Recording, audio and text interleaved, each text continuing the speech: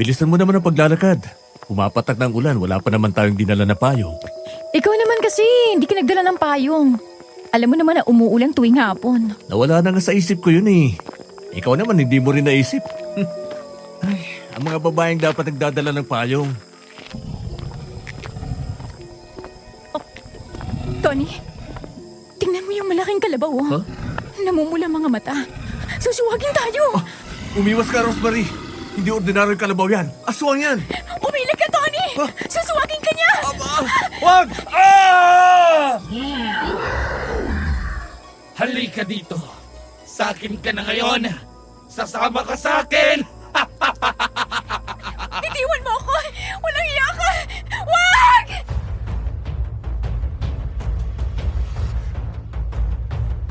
Minsan akong nangarap ng masaya at marangyang buhay para sa aking pamilya. Kaya nang magkaroon ako ng pagkakataong makapunta sa Canada ay tiniis ko ang lungkot at pangungulila sa aking mag-ina. Hindi ko inaasahan na yun pala ang magiging dahilan ng pagkasira ng aking pamilya, Sir Jupiter. Tawagin mo na lang ako sa pangalang Tony mula rito sa malayo at bulubunduking isla ng Eastern Samar. Malapit din kami sa karagatan pero hindi ko nababanggitin ang mismong baryo namin dahil hanggang sa kasalukuyan ay dito pa rin ako nakatira kasama ang aking asawa at mga anak. Ang karanasan kong ito ay nangyari ilang dekada na ang nakakaraan. Noon ay 30 anyos na ako. Kung paano kong nalampasan ang maraming pagsubok at panganib na dumating sa aming buhay, yun ang ikikwento ko sa inyo ngayon. Pero bago ako magpatuloy, nais ko lang itanong sa ating mga listeners, ano ang gagawin mo kung pinagtaksilan ka ng asawa mo habang ito ay nagtatrabaho sa malayong bayan?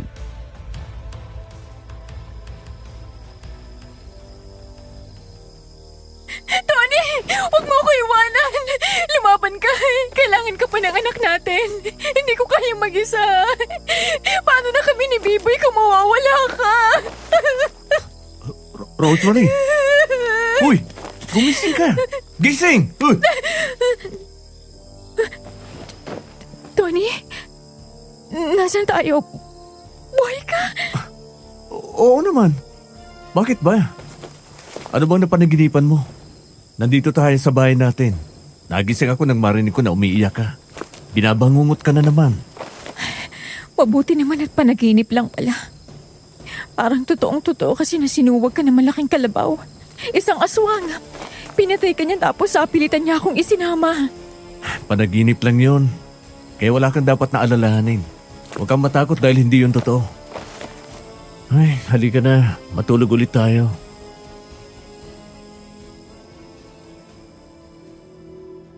Nakumbinsi ko naman si Rosemary na matulog na kaming muli. Nang sumunod na araw, maaga akong gumayak para magpunta sa bayan. Nag-report ako sa agency na ina-applyan ko papuntang Canada at ng araw na yon, mayroon akong magandang balita na natanggap. Dumating na ang kontrata para sa akin kaya nang makapirma ako ay nagkaroon ako ng schedule ng flight. Kaya nang umuwi ako sa amin, masaya kong ibinalita kay Rosemary ang magandang balita. Pero napansin ko na hindi natuwa ang aking asawa. Bigla niya akong tinalikuran at pumunta siya sa bintana. Tumanaw sa labas ng bahay, panay ang buntong hininga.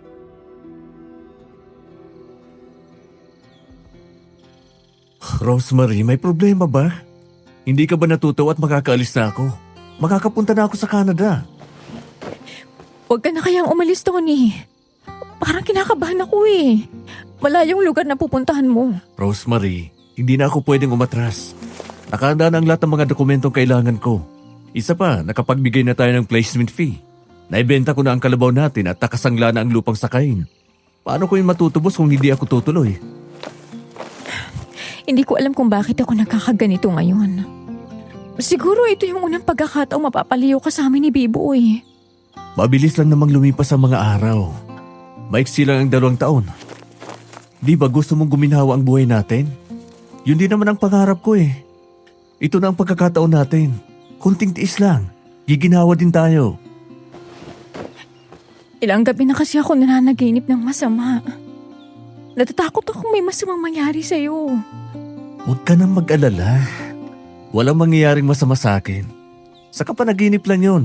Sabi nga madalas ng matatanda, ang panaginip ay kabaligtaran sa tunay na buhay. Saka hindi naman kayo pababayaan ng mga itay. Nandyan naman sila para bantayan kayo.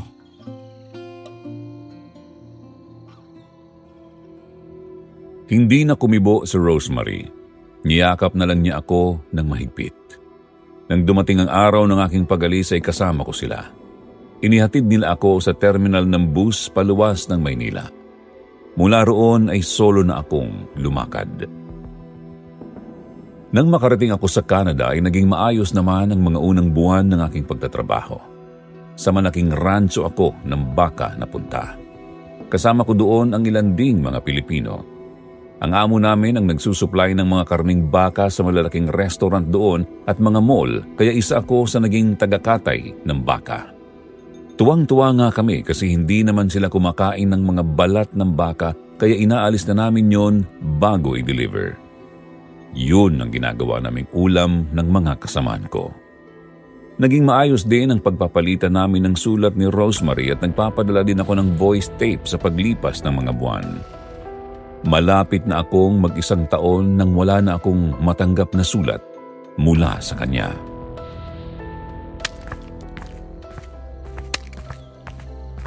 Hoy, Tony! May ano ba yung ginagawa mo? Aba, durog-durog na yung karne na tinataga mo ayaw mo pa rin tigilan. Kasi itay, gagamitin daw sa giniling ang karne na ito Yung customer ayaw ipagamit yung gilingan. Gusto niya, ito ang gagamitin ko, kaya tinatagtad ko ng pinong-pino. Anong karne ba yan? Karne po ng baka. Anong karne ng baka? Karne ng tao yung tinatagtad mo dyan Ha? Pambihira ka. Ayan may ulo pa dyan ng tao. Tao nga? Naku po, bakit naging ulo ng tao yung ulo ng baka dito?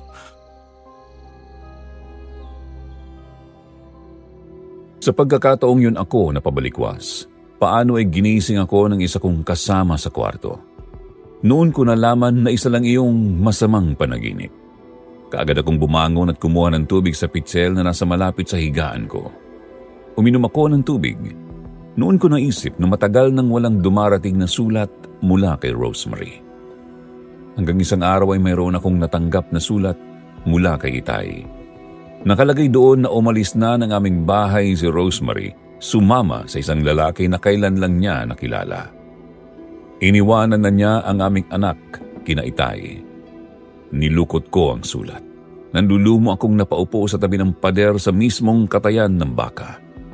Napaiyak ako ng impit dahil sa matinding tampo at galit kay Rosemary. Nagpasya akong umuwi nang makuha ang huling sahod. Parang wala ako sa aking sarili habang sakay ng eroplano. Mag-isa sa kwarto, 2:00 na naman. Kape sa mesa, malamig na ang tasa. Pinura ko na ang huling mensahe. Hindi sanay na wala ka sa tabi. Hindi makatulog dahil sa mga tanong. Sino ang kayakap mo ngayon? Sino ang pumalit sa akin? Sinong kayakap mo ngayon? Sa gabing malamig, sinong tinatawag mong mahal? Kapag wala na ako ron, kung pwede lang bumalik ang oras, agawin kita kahit mali. Sino ang kayakap mo ngayon?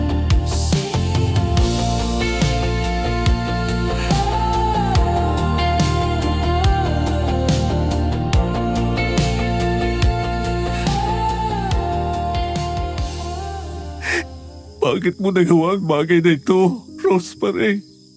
Nagpakalayo-layo ako. Tinis ko ang pagod, hirap, kalungkutan at pananabik sa inyo ng ating anak. Ang mga sweldo ko pinapadala kong lahat sa'yo. Pero ito bang igaganti mo sa akin? Ang ako'y pagtaksilan!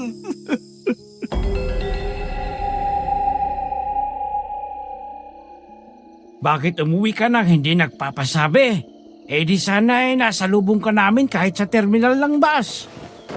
Sinadya ko talagang umuwi ng biglaan, Tay. Para tugisin ko ang mga taksil na yon. Saan ba sila nakatira ngayon? Hindi namin alam kung nasaan sila. Ay, huli kong nakausap si Rosemary nung umalis siya kasama ang kabit niya. Hindi nga niya isinamang anak ninyo. Kami na daw ang bahala kay B-Boy. Tay, mabuti po't umuwi na kayo. Ilang buwan nang hindi umuwi si nanay. Iniwanan niya ako kay na Lolo Luis. Biboy, anak.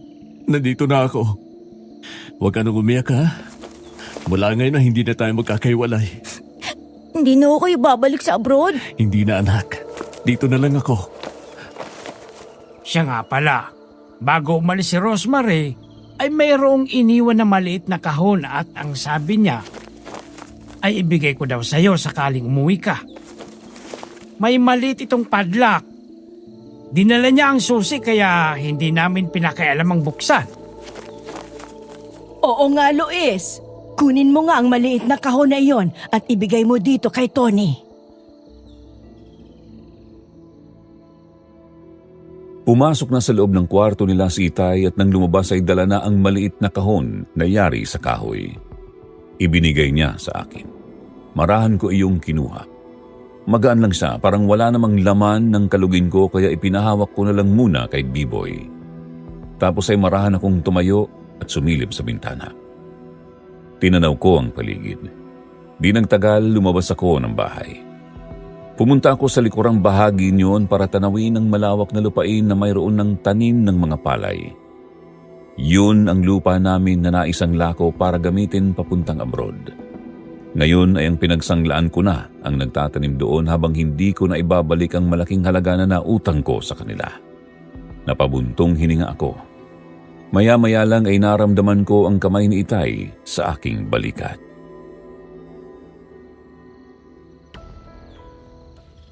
Alam kong nanghihinayang ka sa magandang pagkakataon na makapag-abroad. Pero huwag ka nang magsisi. Nangyari ng lahat. Nakakaya sa inyo, Itay. Dahil sa akin ay nawala ang lupang ito. Paano pa natin ito mababawi sa ngayon?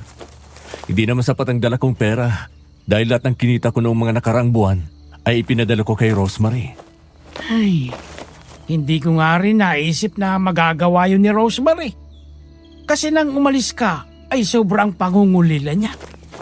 Pero nitong mga huling buwan, doon ko napansin na palagi siyang tulala. Hanggang sa dumating nga ang oras na ihabilin niya sa amin si B-Boy. Napakasama niya. Inakala ko na mabuti siyang babae. Pero hindi niya nagawang paglabanan ng tukso at pangungulila. Hahanapin ko sila ng kabit niya, Tay. Pagbabayarin ko sila sa kanilang kataksilan. Ay kung ako sa'yo ay pabayaan mo ng babaeng yon. Hindi mo na siya dapat pag-aksayan ng panahon. Bata ka pa. Makakakita ka pa ng babaeng mas nakakahigit pa sa kanya. Pero, Tay, niyurakan nilang dalawang aking pagkatao. Nilagyan nila ng bayad ng kahihiyan ang pangalan natin. Makinig ka sa akin, Tony. Kung makita mo sila at mapatay mo, bay anong mangyayari sa buhay mo? Tsak na makukulong ka. Uy, paano naman yung anak mo?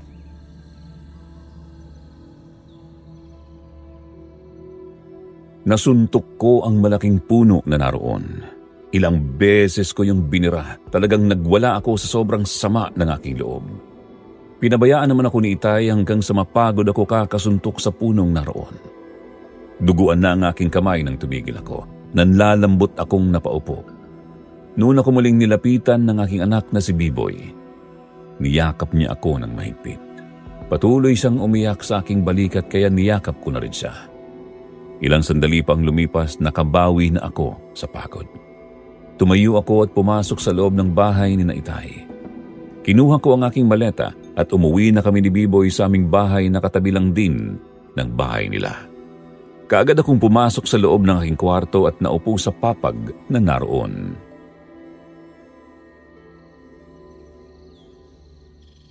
Tay, eto po ang kahon na iniwan ni nanay. Saan ko ito lalagay? Sige, anak. Iwanan mo na lang dyan.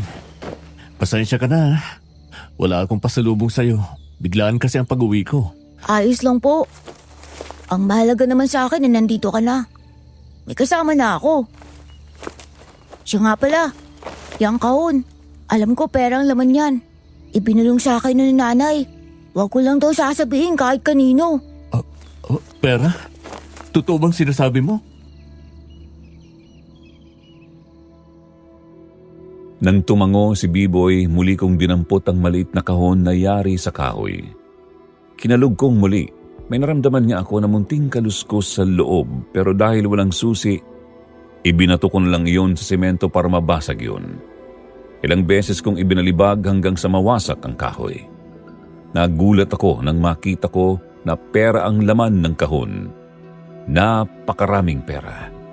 Noon naman muling pumasok sa aming bahay si Itay. Inakala kasi niya na nagwawala na naman ako sa galit. Pero kagaya ko ay nagulat din siya nang makita ang mga nakakalat na pera.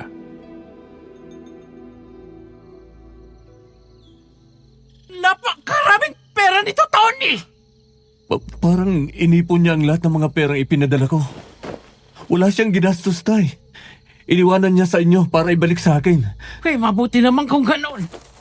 Matutubos natin ang lupang isinangla mo.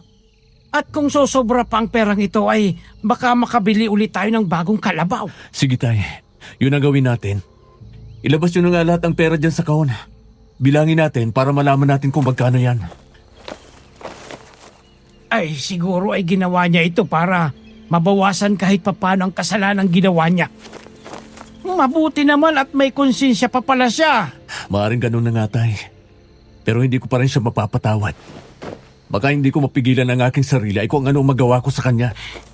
Hindi pa rin nagbabago yung plano mo. Oo, Tay. Tutugisin ko sila ng kabit niya. Sa palagay ko naman ay makatwiran ng batas. Lalo na nga at yun ay tungkol sa pagtataksil. Matapos naming mabilang ni Itay ang mga perang naroon ay nalaman ko na sobra-sobra pa iyong pambayad sa utang ko. Kaya naman kinabukasan lang, kinausap na namin ni Itay ang pinagsanglaan ko ng lupang sakahan namin. Ibinalik ko ang pera niya at nagkasundo kami na pagkatapos niyang anihin ang mga nakatanim na palay, ibabalik na sa amin ang lupa namin. Nang matapos yun ay muli kaming naghanap ng mabibiling kalabaw. Sa kabilang baryo kami nakahanap ng mabibiling kalabaw. Doon ko nakilala si Andy. Habang papalapit siya sa amin ay nakita kong umiindayog ang kanyang balakang. Nakasuot kasi siya ng pantalong masikip at maluwag na t-shirt. Maamo ang kanyang mukha dahil sa maganda niyang mata. Matangos na ilong at mapungay na mata. Maiksi din ang buhok niya. Naisip ko nga kung naging babae ito, napakaganda.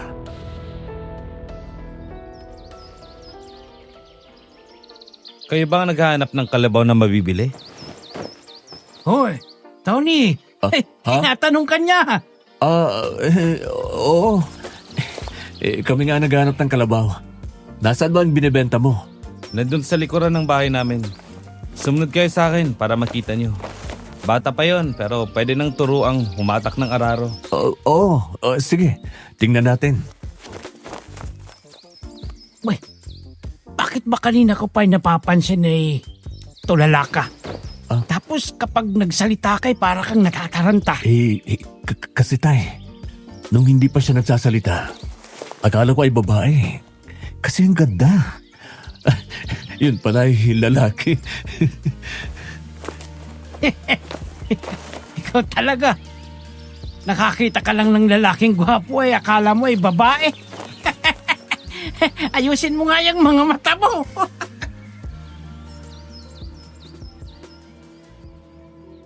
Nang makarating nga kami sa likuran ng bahay ni na Andy ay nakita ko nga ang dalawang kalabaw na naroon na halos magkasing laki lang at matataba.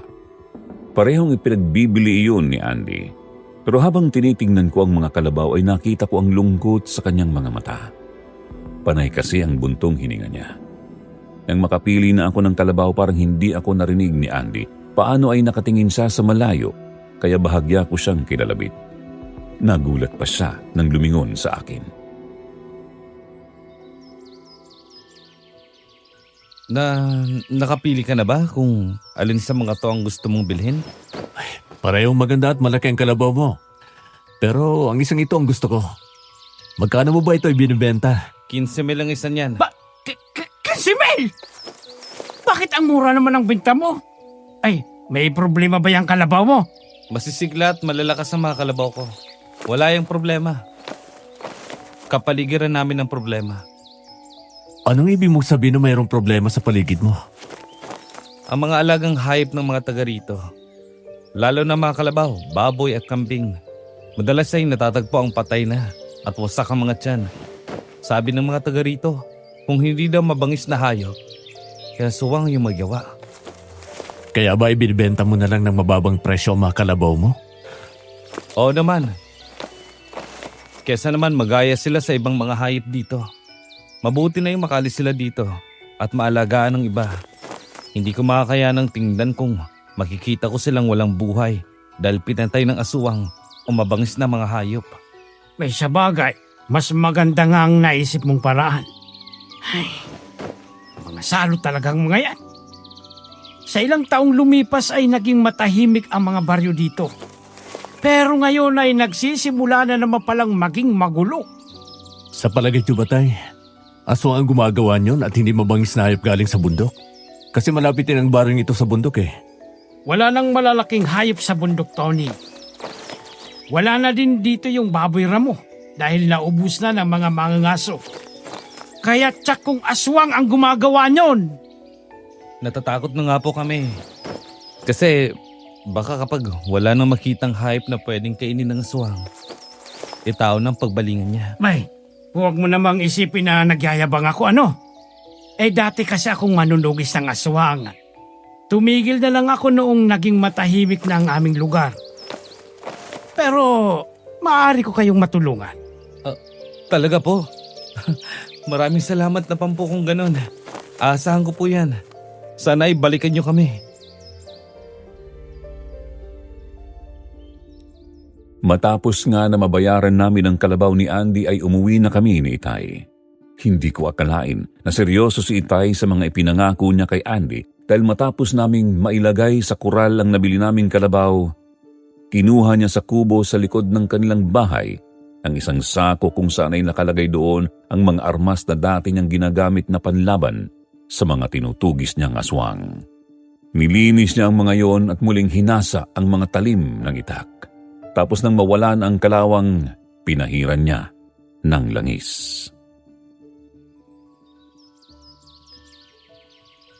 Tay, seryoso pala kayo sa sinabi niyo kay Andy? Akala ko ay nagbibiro lang kayo para ibigay sa atin ng mas mura yung kalabaw. Seryoso akong sinabi ko yun, Tony. Tutulungan natin sila sa problema nila. Aba, ang mga kalabaw ngayon ay malaki na ang halaga. Pero ibinigay niya ng mababang presyo. Kaya para makabawi tayo, babalik tayo sa baryo nila para tumulong. Tay, matagal na tayo tumigil sa kanyang gawain. Parang hindi na ako sanay na humabol ng aswang. Saka mayroon pa akong kinakaharap na problema. Sinabi ko namang sa'yong tigilan mo ng pag-iisip kay Rosemary at dun sa kabit niya. Mas mabuting ituon mo sa ibang bagay ang atensyon mo. Pwede sumama ka sa akin. Makakatulong ka na sa kapwa mo ay makakalimutan mo pa sila.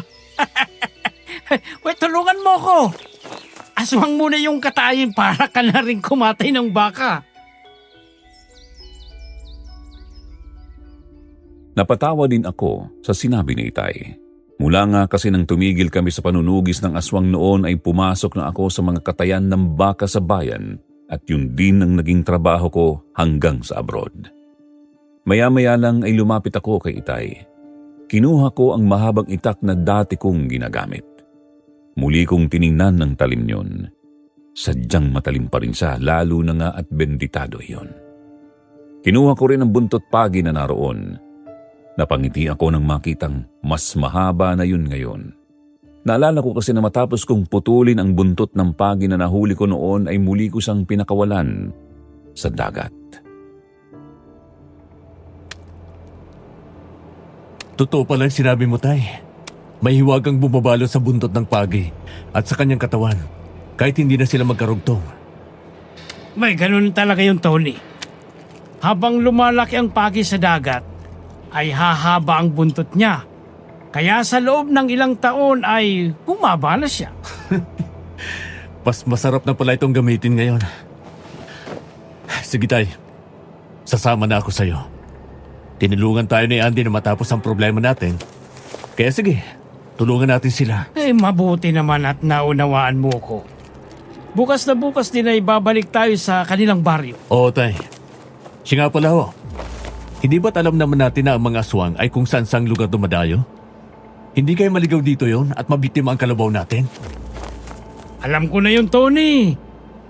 Kaya nga ang paligid ng kural ng kalabaw natin ay nilagyan ko ng bawang. Hindi na makakalapit sa kanyang aswang. At kung makapasok man siya sa kural, hindi na rin niya malalapitan kasi nilagyan ko na rin ng kwintas na bawang ang kalabaw. Talagang tuso ka tay. Iniisip ko pala kaya nagawa mo na pala. Kinabukasan nga maaga pa lang, lumakad na kami ni Itay para pumunta sa baryo ni na Andy. Pagdating pa lang doon ay nagulat kami nang makitang nagkakagulo sa kalsada ang mga tao dahil isang bangkay na naman ng baboy ang naroon at patay na. Kagaya ng mga nakaraan, wasak din ang katawan ng baboy. Wala na ang laman loob at bukod doon, ubos na rin ang kalahati ng katawan yun. Napatingin sa amin ang mga tao nang lumapit kami. Palibasa hindi kami kilala at bagong mukha kami doon. Seryoso silang lahat. Hindi ako makakibo dahil alam ko na iba-iba ang nasa isip ng mga naroon. Maya-maya lang lumapit sa amin si Andy.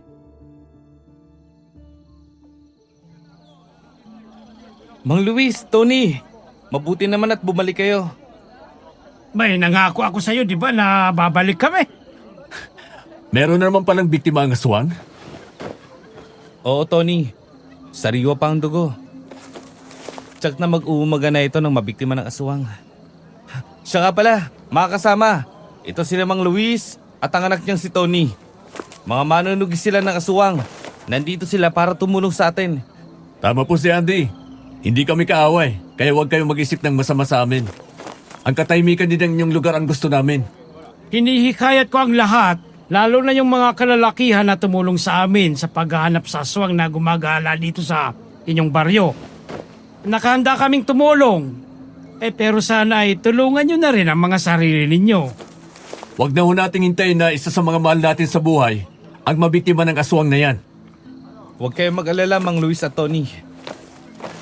Bilang pinuno nila, ay sinisiguro ko na lahat ng mga taga rito, lalo na mga kalalakihan, ay tutulong sa inyo.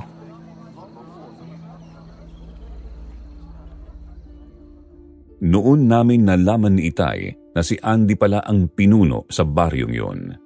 Kaya matapos na dumating ang may-ari ng baboy na namatay ay iniutos ni Andy na ilibing na lamang yon.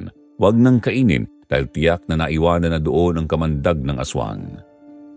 Isinama kami ni Andy sa kanilang bahay. Nalaman namin na wala na rin doon ang isang kalabaw na nakita namin kahapon. Sinabi ni Andy na mayroon na ring bumili noon.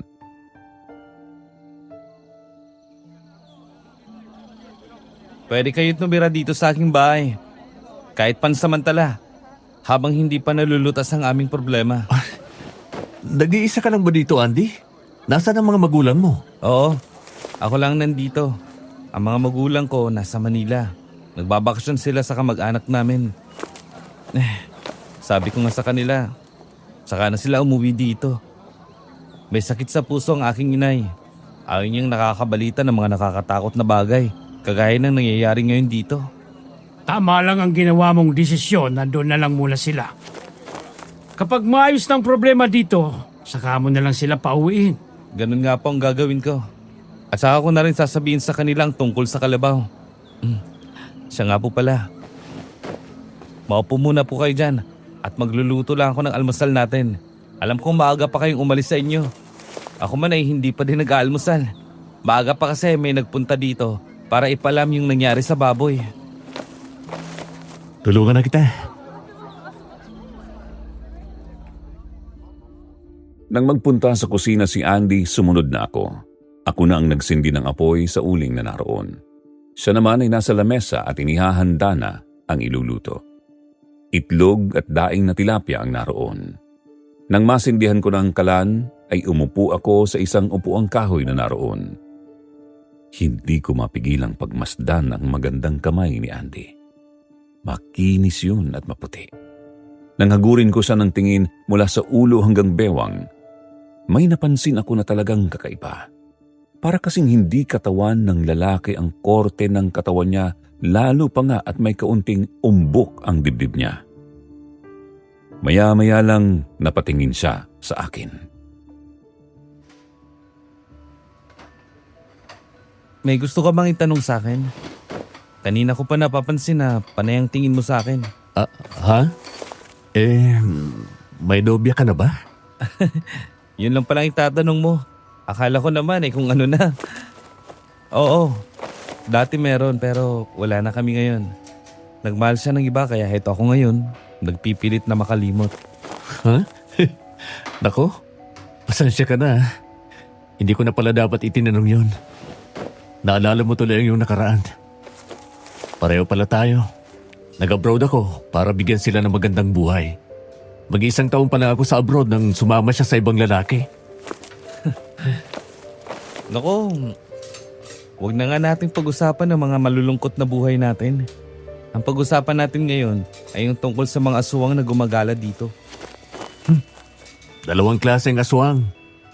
Yung iba, tao ang talagang kinakain. Sila yung talagang mababangis at walang awa kung pumatay ng tao. Sila yung malalakas na aswang. At ang isang klase naman ay mga hayop lang talaga ang kinakain. Hindi sila gaanong malakas pero mailap sila. Kung ganon, may hina lang pala ang aswang na gumagala dito. Base lang yun sa aking karanasan at nalalaman. Mapapatunayan natin yan kapag mayroon na tayong nahuling aswang.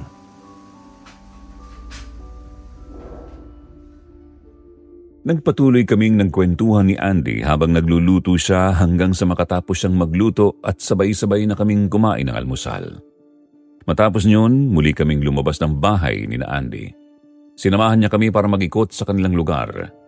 Napansin kaagad namin ang maraming masukal na paligid ng mga bahay doon dahil sa malalagong halaman sa harapan ng bahay at sa gawing likuran naman ay matataas na mga damo at mga punong kahoy. Ang iba naman ay malapit sa mga nagkukumpulang puno ng saging. Kaya ipinaliwanag namin kay Andy na kausapin ang mga tao na maglinis ng paligid ng bahay kasi maaaring pagtaguan iyon ng mga aswang sa gabi. Baka magulat na lang sila paglabas sila ng bahay ay sunggaban sila ng aswang na nagtatago sa mga lugar na ganyan kasukal. Sige, ako na ang bahalang magpaliwanag sa kanila. Tsaka magpatawag ka ng meeting, Andy. Kailangan nating makakatulong sa paghahanap sa aswang. Simulan natin ang pagroronda mamayang gabi. Sige po, pagkatapos nating mag-ikot, kakausapin ko mga taga rito. Siya nga pala, Andy. Kanino yung malaking bahay na yun na medyo luba na? Parang mayaman ang nakatira dyan Kinamang Danilo yan. Papera talaga mga yan kasi galing ng abroad. Matagal daw silang namalagi sa abroad kaya nakaipon. Nakaraang taon pa sila bumalik dito. Ganun ba? Marami palang pera kaya pala ang taas ng pader sa paligid ng bahay. May barbed wire pang nakalagay sa ibabaw ng pader. Abay, kahit ang aswang, mahirapang pumasok dyan kasi sasabit sa alambre. Sinabi mo pa. Pero mabait ang mga yun, Tony. Noong birthday nga ni Mang Danilo, namigay sila ng mga bigas at dilata dito sa baryo. Maya-maya lang napansin ko ang nakabukas na bintana sa ikalawang palapag ng bahay na isang lalaki ang mukhang bagong gising lang. Nag-iinat pa nang tumapat sa bintana at sumilip. Nang mapatingin siya sa amin ay kaagad nang umiti at kumaway kay Andy. Matapos nyon, nagpatuloy kami sa pag-iikot sa baryo. Nang makarating kami sa bukana ng kanilang baryo, nakita naman namin ang isang lalaki na maganda ang porma. Nakasuot ng disenteng damit, polong itim at slacks na pantalon. May suot na Ray-Ban, may kasamang mga tauhan habang naglalakad. Magandang araw, Mang Danilo. Ay, magandang araw naman sa iyo, Andy. Mukhang mayroon kang mga kasama. Mga buyer ba ang mga yan? Opo Mang Danilo. Pero nabili na nila ang kalabaw ko eh. Hindi na po sila naghahanap. Nag-iikot lang po kami dito sa baryo para makabisado nila ang lugar natin. Abay, para saan naman at kailangan nyo pang kabisaduhin ang aming lugar? Mga manunugis po kami ng aswang. Nalaman namin na dito naman pala nag-aasik ng lagim ang mga aswang kaya nakahanda kaming tumulong sa inyo. Mabuti naman kung ganun. Kawawa mga kababaryo namin na may mga hayop na namamatay. Lalo na yung mga may kalabaw na ginagamit sa pagsasaka at paghahakot ng mga kopras. Yung iba naman ay baboy. Pwede na sanang ibenta ang mga yon pero naunahan pa ng aswang. Oo nga po. Yun nga din ang dahilan kaya naibenta ni Andy ang kalabaw niya. Mas mabuti ang pakinabangan kaysa makain pa ng aswang. Andy, kung meron akong maitutulong sabihan mo lang ako Gusto po namin magsagawa ng pagroronda sa buong magdamag. Kaya kailangan ng mga tao ng pampagising, kape at asukal po. Ganun ba? O sige, heto ang pera. Ikaw na ang bahalang bumili ng asukal at kape para naman ay may mainom ang mga kababaryo nating magbabantay mamayang gabi. Nako, maraming salamat po Mang Danilo. Malaking tulong po itong pera na binigay nyo. Mas malaking tulong para sa atin ang lahat ng gagawin nyo, Andy. Basta, mag-iingat lang kayo Oo po. Sige po, aalis na po kami.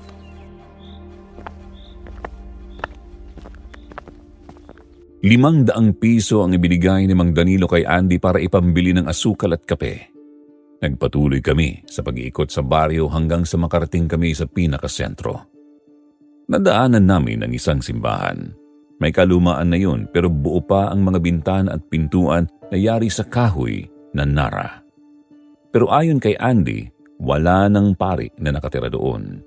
May 6 na buwan na mula nang mayroong pari na dumating doon at nagmisa. Yun ang kapistahan ng kanilang baryo. Kaagad na pumasok doon si Itay at tiningnan ang loob ng simbahan. Anong problema, Tay? Kadalasan, kapag wala nang nakatira sa simbahan, ay pinamumugaran din ito ng mga aswang.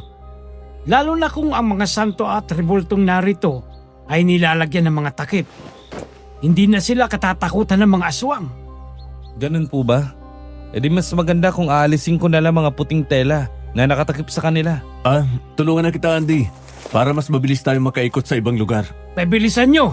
At pagkatapos ay isasara natin ang mga pintuan at bintana nito para walang ibang makapasok kung hindi naman gagamitin. Sige po, nasa akin naman ang susi nito kaya isara na lang natin pagkatapos ng gagawin namin ni Tony.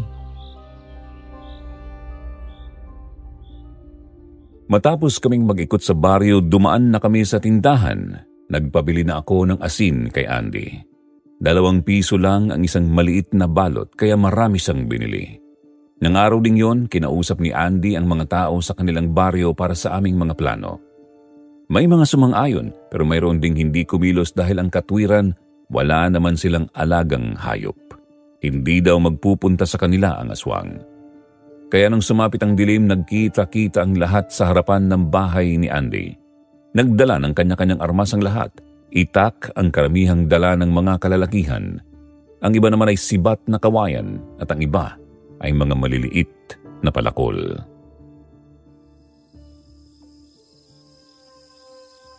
Maliwanag na naman ang buwan ngayon mga kasama.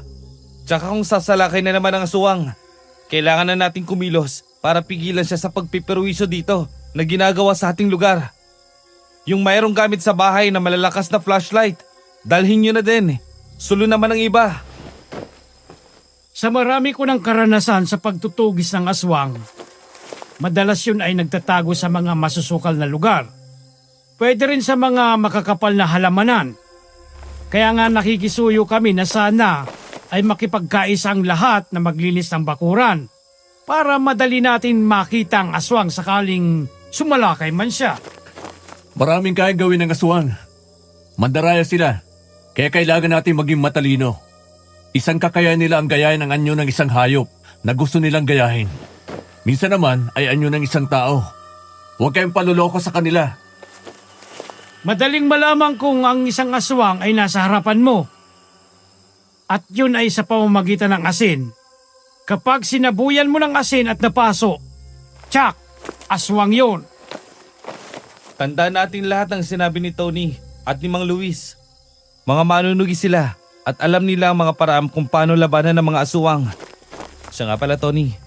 Paano mo malalaman na hindi aswang ang kasama mo? Lahat tayo ay maglalagay ng asin sa ating mga bulsa. Kayo nang bahala kung may iba pa kayong lalagyan ng asin. Yung palang dahilan kaya pinabili mo rin ako ng asin. Gagamitin pala natin sa pagroronda. Oo. Yun ang unang dahilan para makilala natin ang ating mga kasamahan. At ang pangalawa ay pwede rin nating maging armas laban sa mga aswang. Sige na, bigay mo na sila ng tig-iisang balot ng asin. Kinuha ni Andy ang palanggana kung saan nakalagay na ang mga asin na nakabalot sa maliliit na plastik. Ako na ang naunang kumuha. Sumunod sina Itay at Andy. Kumuha na rin ang mga kalalakihang naroon. Pero isa sa mga lalaking naroon ang kumuha ng asin, pero nang mahawakan yun ay biglang nabitiwan. Kasunod yun ay biglang nanginig ang katawan na parang nakukuryente. Kaagad na bumagsak sa lupa at tumirik ang mga mata. Nagulat ako nang bumula ang bibig habang ang mga kamay at paa ay unat na unat. Maya-maya pa ay tumigil sa panginginig at nakatulog. Kaagad naman siyang nilagyan ng sapin na damit sa ulo ng isa sa mga naroon.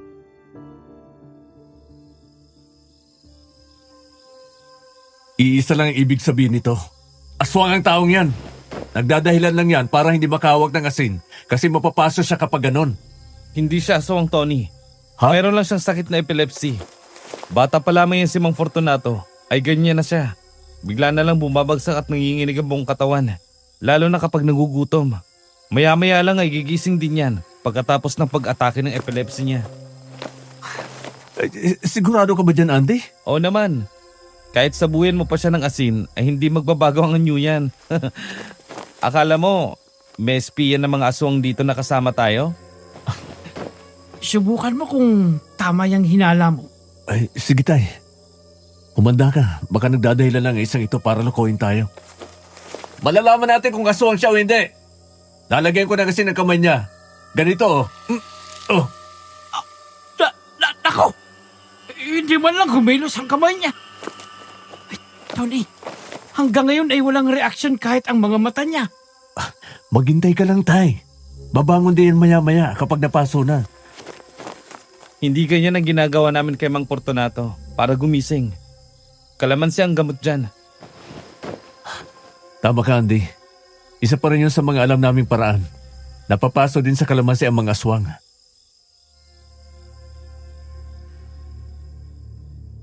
Kumuha nga agad ng kalamansi sa kanilang kusina si Andy. Hiniwa iyon at pinatakan sa bibig si Mang Fortunato. Di nagtagal ay nalasahan niya ang asim yun. Idinilad niya ang mga mata at bumangon.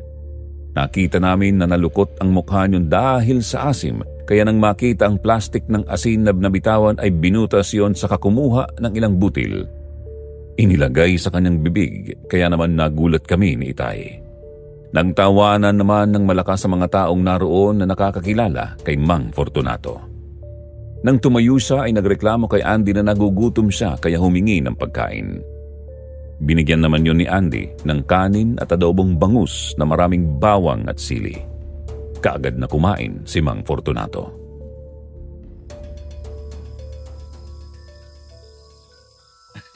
Oh, nakita mo na, Tony? Oo, pasensya ka na. Nagkamali ako. Bakit naman kasi kung kailan humawak ng asin sa kananigas ang katawan? Oo nga eh. Pati nga ako nagulat din. Mabuti na lang at naalala ko na mayroon nga pala siyang sakit na ganun eh. Sige. Ituloy na natin ang gagawin natin ngayong gabi. Magsisimula tayong magronda sa gitna ng ating baryo. Dahil, tsak pagsapit ng dilim, ay nakapasok ng aswang sa baryo at naghahanap yun ng mabibiktima.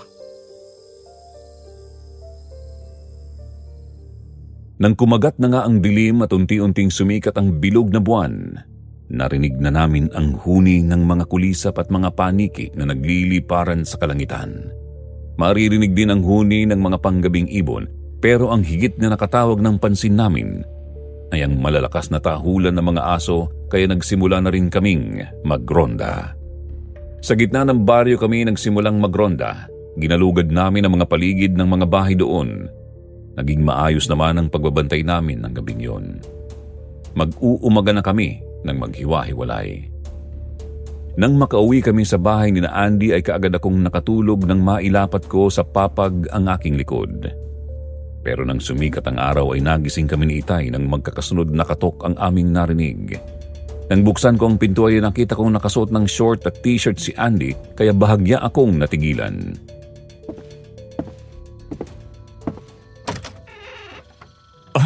Ikaw pala, Andy. Ang ganda pala ng legs mo. Makinis ah. Wag mo nang pansinin ng legs ko. Hindi ko na nga nagawang magpantalon nang punta na ako dito ni Mang Elias. Bakit ba ang aga-aga parang natataranta ka? Ano ba kasing problema? May biktima ng aswang kagabi. Ano? Paano mangyayari yun? Halos papaumaga na maghiwa-hiwalay tayo. Kaninong alagang hayop ang nabiktima? Hindi hayop ang pinatay ng aswang kagabi. Tao, Tony. Si Aling Soledad ang nabiktima ng aswang kagabi. Sigurado ka bang aswang pumatay sa kanya? Yun ang sinabi ni Mang Elias. Sandali lang at magbibihis lang ako. Punta natin sa Aling Soledad. Ay, totoo ba yung narinig ko na mayroong naging biktima ng aswang kagabi? Yun po ang sinabi ni Mang Elias kay Andy, Tay. Pero punta natin para makasiguro tayo.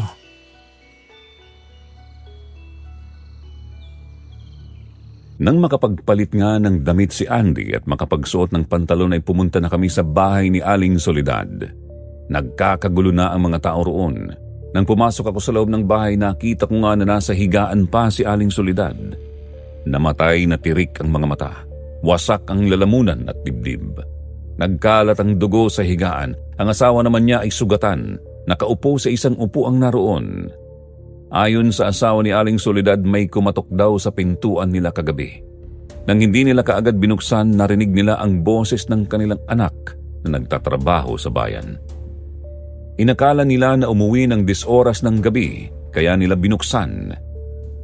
Isang halimaw na korting tao pero mahahaba ang mga kamay at paa ang kanilang nakita. Ang ulo ay maihahalin tulad sa isang aso. Wala siguro siyang makitang hayop kaya tao na lang ang napagbalikan niya para mapawi ang gutom. Kasi nga naroon tayo sa gitna ng baryo. Hindi ba mga taga roon na lang natitira dito na may alagang hayop? Oo, tama ka nga, Andy. Pero ilang beses nating nadaanan ang lugar na to, di ba? Wala naman akong napansin na kakaiba. May paano nga?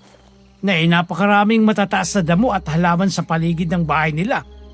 Kaya kapag nagtago sa ganyan ng aswang at hindi gumalaw, hindi mo malalaman na nandyan pala siya at nag-aabang lang ng tamang oras ng pagsalakay. Kaya nga po sana ay maging leksyon din ito sa iba.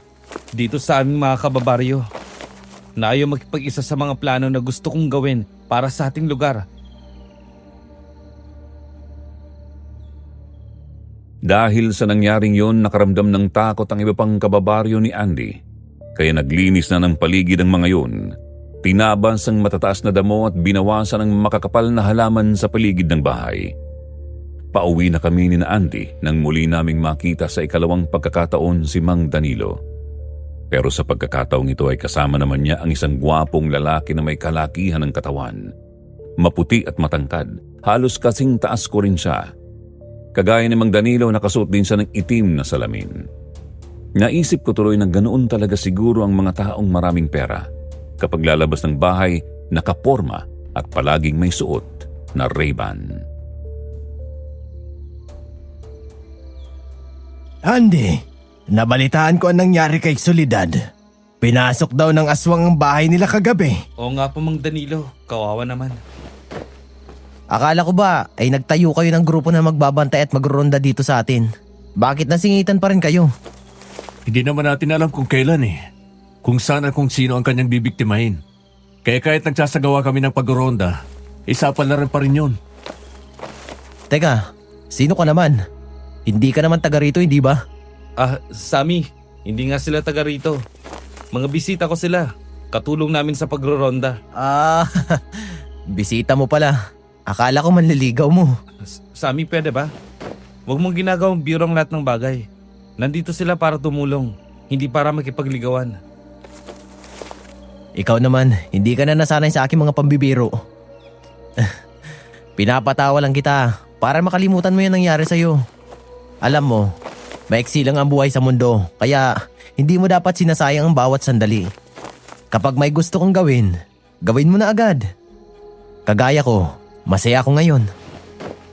Oo nga, nabalitaan ko nga na nag-asawa ka na.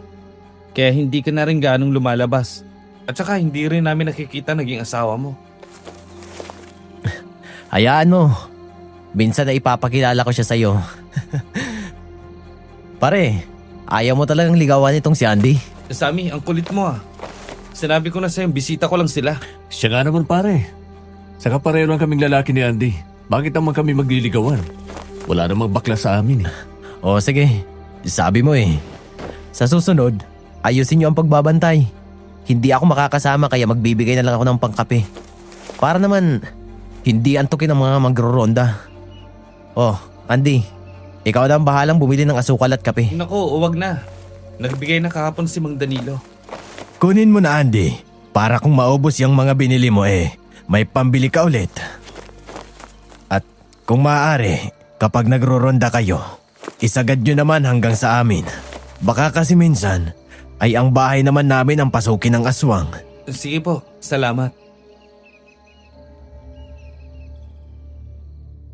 Kinuha ni Andy ang perang ibinigay ni Sammy tapos ay umalis na kami roon. Sina Sammy naman, umalis na rin. Tahimik si Andy nang makarating na kami sa bahay niya. Si Itay ay pumasok sa kwarto para magpahinga. Nagtuloy naman sa kusina si Andy at naghanda ng lulutuin para sa tanghalian.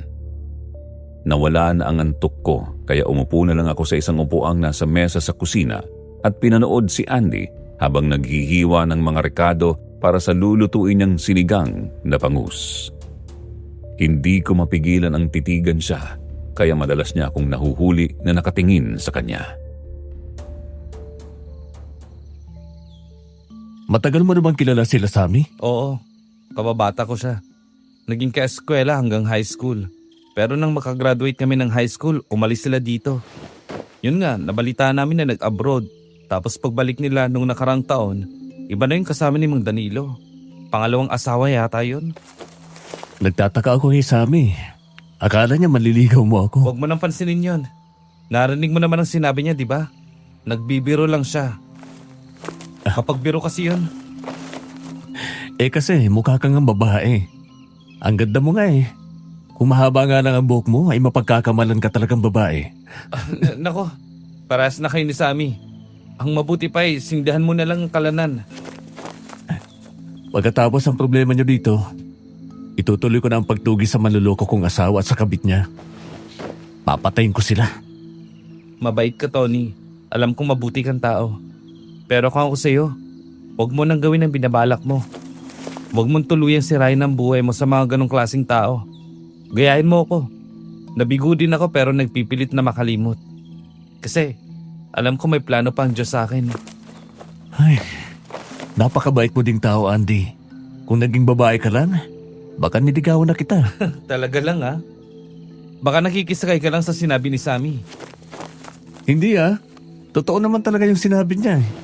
Maganda ka. Gwapo ka. Parang ang gusto ko nang maging bakla tapos ligawan mo ako eh. Puro ka talaga kalukuhan. Pero ayos yan. Mabuti at tumatawa ka na. Tama yan. Sabayin mo lang ako. Sabay tayo magsimula at magbagong buhay. Sumang-ayon naman ako sa sinabi ni Andy. Nang gabing yun, muli kaming nagronda pero ibang paraan naman ang ginawa namin. Nagtali kami ng isang malaking baboy sa likuran ng bahay ni Mang Fortunato. Medyo masukal pa kasi ang bakuran niya. Maraming ding puno ng saging. Tiniyak namin naggutom ang baboy ng gabing yon kaya habang nakatali sa puno umiiyak yun sa gutom. Matapos noon ay nagtago kami sa mga masusukal na damuhan at mga sagingan. Makalipas ang halos kalahating oras may dumating na aswang. Kakagatin na sana niya ang baboy nang lumabas kami sa aming pinagtataguan. Isa sa mga kasama namin ang nagpakawala ng sibat pero nakailag ang aswang. Nang makita niya na marami kami, kaagad siyang tumakas.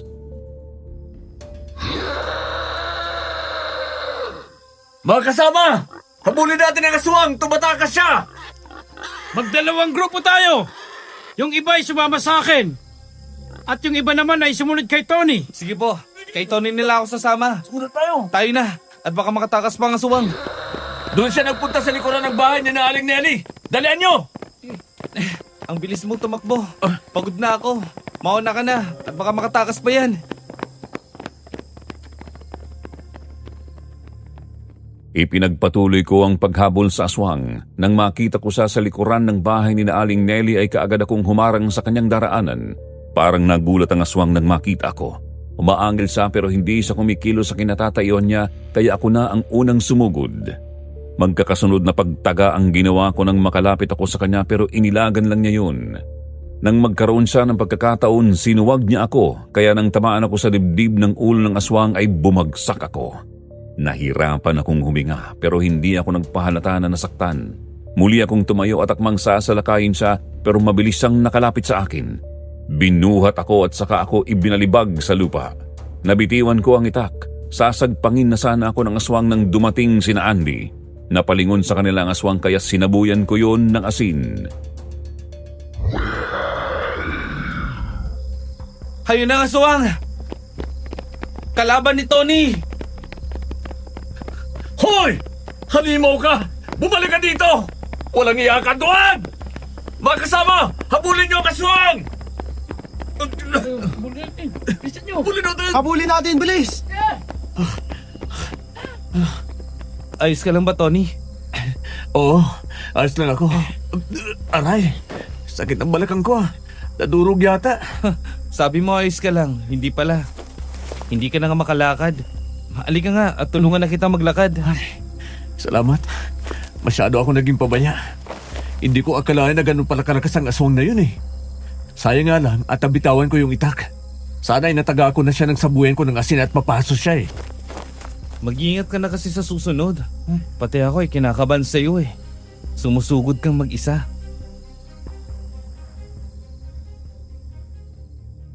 Nang alalayan ako ni Andy at tumayo ako ay inakbayan ko siya. Noon ko naramdaman ang malambot niyang katawan. Kaya naman muli na namang nagulo ang isipan ko. Pati kasi ang aura ni Andy ay kakaiba. Para talaga siyang babae. Pero iniisip ko rin naman na malaki ang boses niya at ang kilos niya ay kilos lalaki din. Kaya madalas ay natitigilan ako at natutulala habang nakatingin sa kanya. Kagaya ngayon na halos magkalapit ang aming mukha. Naamoy ko ang mabango niyang hininga. Kapag nagkakatinginan ng mga mata namin ay siya ang unang umiiwas. Ano na naman bang iniisip mo ha? Ha? Naisip ko lang. Napakabait mong tao. Pero nagawa ka pa rin iwanan ng naging nobya mo. Napakatanga kasi niya kaya sinayang niya ang isang gagaya mo. Ay, alam mo, parehas tayo eh. Naitatanong ko tuloy madalas sa aking sarili. Ano pa ba ang kulang? Sadyang walang kasiyahan ng ibang tao, Tony. Hindi sila kontento kung anong nasa kanila. Naghahanap pa ng iba. Marami ang dahilan ng kanilang paghahanap pero madalas tumitingin sila sa pera at sa itsura ng tao. Ano pa ba ang hahanapin niya sa'yo? Mabait, gwapo, at responsable ka naman. Kung ako naging nobya mo, hindi kita iiwanan. Mamahalin kita ng totohanan. Huwag na natin silang pag-usapan. Sundan na natin ang ating mga kasama para malaman natin kung nahuli ba nila ang aswang.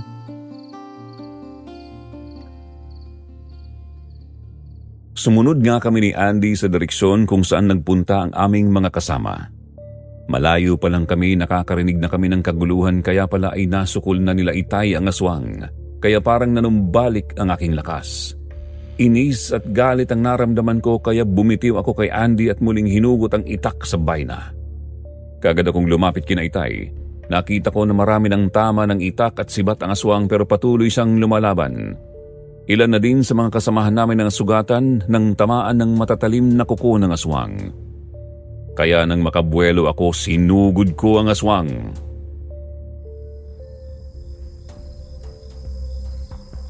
Mag-iingat ka, Tony! Minaliit ko kanina ang kakayan mo, Halibaw. Kaya naisaan mo ako.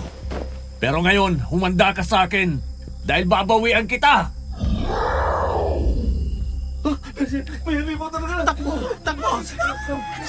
Tony! Mabangis ang asawang na yan at malakas pa. Alam mo yan. Huwag kang mag-alala, Andy. Mas malalaking baka at kalabaw ang kinakatay ko at kinakarne. Kaya humanda sa akin ang aswang na to. Huwag kang maging kampante! Ang mga kalabaw hindi lumalaban! Hindi kagaya ng aswang! Oo, alam ko yun, Tay.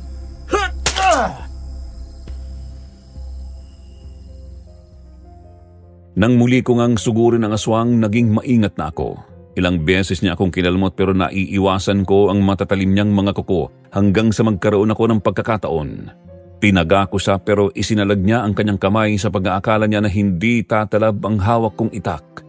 Nagulat siya nang maputol ang kanyang kamay. Saka lang niya nalaman na benditado pala ang hawak kong itak, kaya ng mga sunod kong pag-atake umilag na lang siya pero dahil marami ng dugo ang nawala sa kanya, bumagal na siyang kumilos.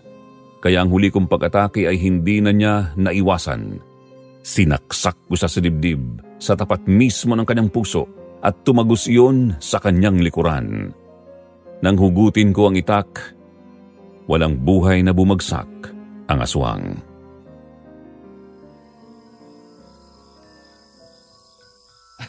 Ang galing mo, Tony. Napatay mo ang aswang. Tayong lahat ang nakapatay sa kanya, Andy. Nagtulong-tulong tayong lahat. Natapos na rin ang paghahasik niya ng lagim. Ngayon ay makikilala na rin kung sino ang aswang na yun. Sa palagay ko, ay hindi na mangyayari yun, Tay. Naging abo na siya bago pa man magbalik sa dati niyang anyo. Hindi na bale. Ang mahalaga ay natapos na ang paghahasik niya ng lagim. Mapapanatag na ang mga taga rito. Mabuti naman kung ganun. Maraming salamat sa inyo, Tony, Mang Luis. E di, babalik na kayo sa inyong baryo pag sikat ng araw. Oo, ganun na nga. Kailangan ko namang ayusin ang aking problema. Pero huwag kang mag-alala. Paminsan-minsan ay dadaan naman ako sa iyo dito para naman magkwentuhan tayo.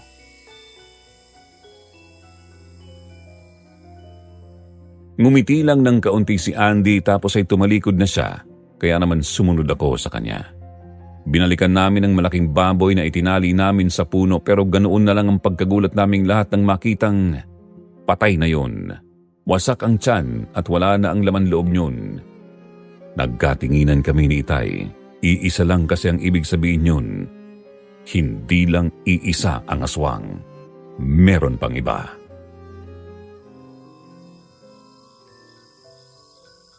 Sa palagay ko hindi na nag-iisang aswang, Tay. Meron pa siya mga kalayan na gumagala sa baryong to. Oo nga. Hindi natin naaalala na dalawang klase nga pala ang aswang ang naghahasik ng lagim dito. Baka ang napatay natin, kaya ang lakas at ang bangis ay yung aswang na pumatay kay Aling Soledad.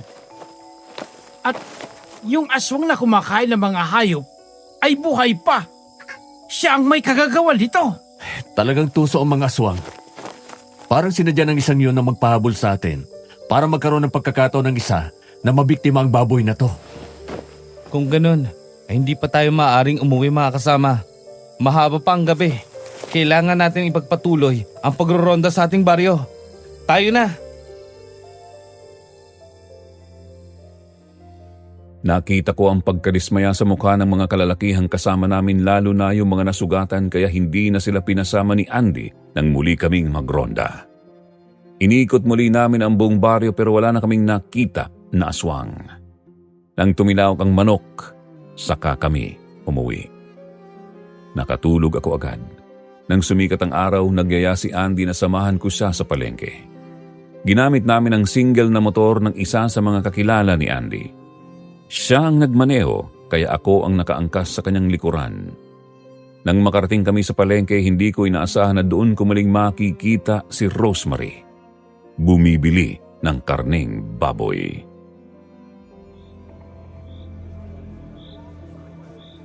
Ang haliparot na babae. Dito ko lang pala siya makikita. Dito lang pala siya nagtatago. Sinong babae?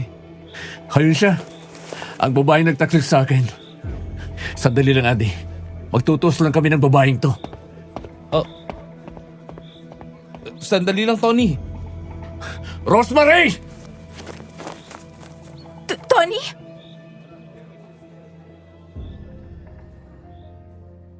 Nang makita ako ni Rosemary, kaagad siyang lumingon sa paligid na parabang mayroong hinahanap, kaya tinanaw ko rin ang direksyong tinitingnan niya. Iisa ang nasa isip ko, baka kasama niya ang kanyang kabit. Nang muli kong tingnan si Rosemary, nakita kong tumatakbo na siya palabas ng palengke, kaya hinabol ko siya hanggang sa makarating kami sa kalsada. Inabutan ko siya, kaagad ko siyang hinawakan sa braso para tumigil siya sa pagtakbo. Noong una ayaw pa niyang makipag-usap sa akin, pilit siyang nagpupumiglas kaya hindi ko na napigilan ang galit ko. Sinampal ko siya kaya natigilan siya sa pagwawala. Napaatras siya habang ang mga mata ay tumutulo na ang luha. Nang magpunta ako sa Canada, wala akong inisip kung hindi ang kabutihan natin. Ang maging maganda ang buhay natin. Pero anong isinuklibo sa akin? Kataksilan? Kaya pala hindi ka na sumulat? Sumama ka na pala sa iyong kabit? Ikaw ang may kasalanan nito eh. Kung hindi ka umalis, hindi mangyayaring ganito. Ilang ulit kitang pinigilan dahil sabi ko sa'yo natatakot ako mag-isa. Pero itunuloy mo pa rin ang ambisyon mong maka-abroad. Ang kinabukasan natin ang inisip ko, kaya ginawa ko yun. Kung ganun ay kaligtasan naman ng anak mo at ng mga magulang mo ang inisip ko, kaya ako nagawa to. Anong kaligtasan ang sinasabi mo? Huwag mo nang gamitin ang anak natin sa mga kawalang hiyang ginawa mo. Alam kong abot langit ang galit mo sa akin. Napakarami ng tingin mo sa akin. Pero maniwala ka man o hindi, nagsakripisyo din ako para sa anak mo at sa pamilya mo. Sakripisyo ba ang maging manloloko? Ang lagyan ng bahay ng kahiyan ang aking pangalan? Anong klaseng sakripisyo, Rosemary? Lumayo ka na sa akin. Para na rin sa kaligtasan mo. Iniwanan ko kay Itay ang lahat ng perang kinita mo sa abroad. Wala ngayon. Kalimutan mo na ako para maging tahimik ang buhay mo. Aalis na ako. Gusto kong sabihin mo sa akin ang totoo. Ano ang dahilan ng pagtataksil mo? Talaga bang mas mahal mo ang kabit mo kaysa sa akin, ha? Ano ba bang kulang sa akin? Wala na akong oras para magpaliwanag. Hayaan na sila. Layuan mo na ako. Wala akong pakialam kung sino man ang darating. Gusto ko nga makilala ang kabit mo eh. Kaya nga ako umuwi para tugisin kayo. Pagbabayarin ko kayo sa inyong kataksilan!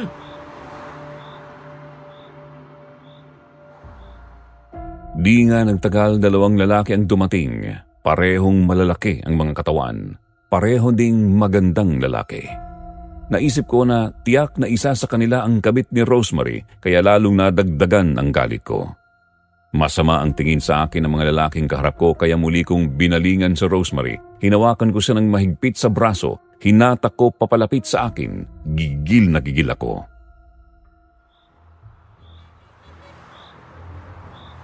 Sino sa kanila ang pinalit mo sa akin, ha? Bitiwan mo ko, Tony.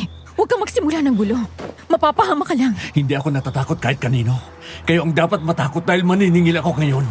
Hindi na kita papayagang makaalis ngayong nakita na kita. Matigas ang ulo mo. Hindi ka marunong makinig sa akin.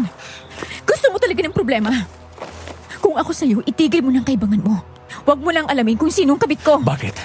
Natatakot ka ba sa gagawin ko sa kanya? Bago pa makasagot si Rosemary, sinugod na ako ng dalawang lalaki. Magkasabay silang umatake sa akin. Nailagan ko ang pagsuntok ng unang lalaking nakalapit sa akin. Nasalag ko naman ang suntok ng isa. Sinipa ko ang unang lalaki pero hindi ko nabantayan ang pagsuntok ulit ng ikalawa. Tinamaan ako sa mukha. Sa lakas niyon para akong nahilo. Napaatras ako pero kaagad din akong nakabawi, kaya nang muli akong sugurin ng ikalawang lalaki, gumanti ako sa kanya. Dalawang malakas na suntok ang ginawa ko. Parehong tumama sa kanyang katawan pero nagulat ako. Parang sumuntok lang ako sa isang sako na puno ng buhangin. Napakatigas ng katawan niya. Hindi man lang ininda ang pag-atake ko, kaya muli ko siyang siluntok sa mukha. Hindi siya umilag. Tinamaan siya sa panga pero hindi man lang ininda. Nang sila ang umatake, sinalo ng katawan ko ang lahat ng sipa at suntok nila. Hilong-hilo ako nang bumagsak.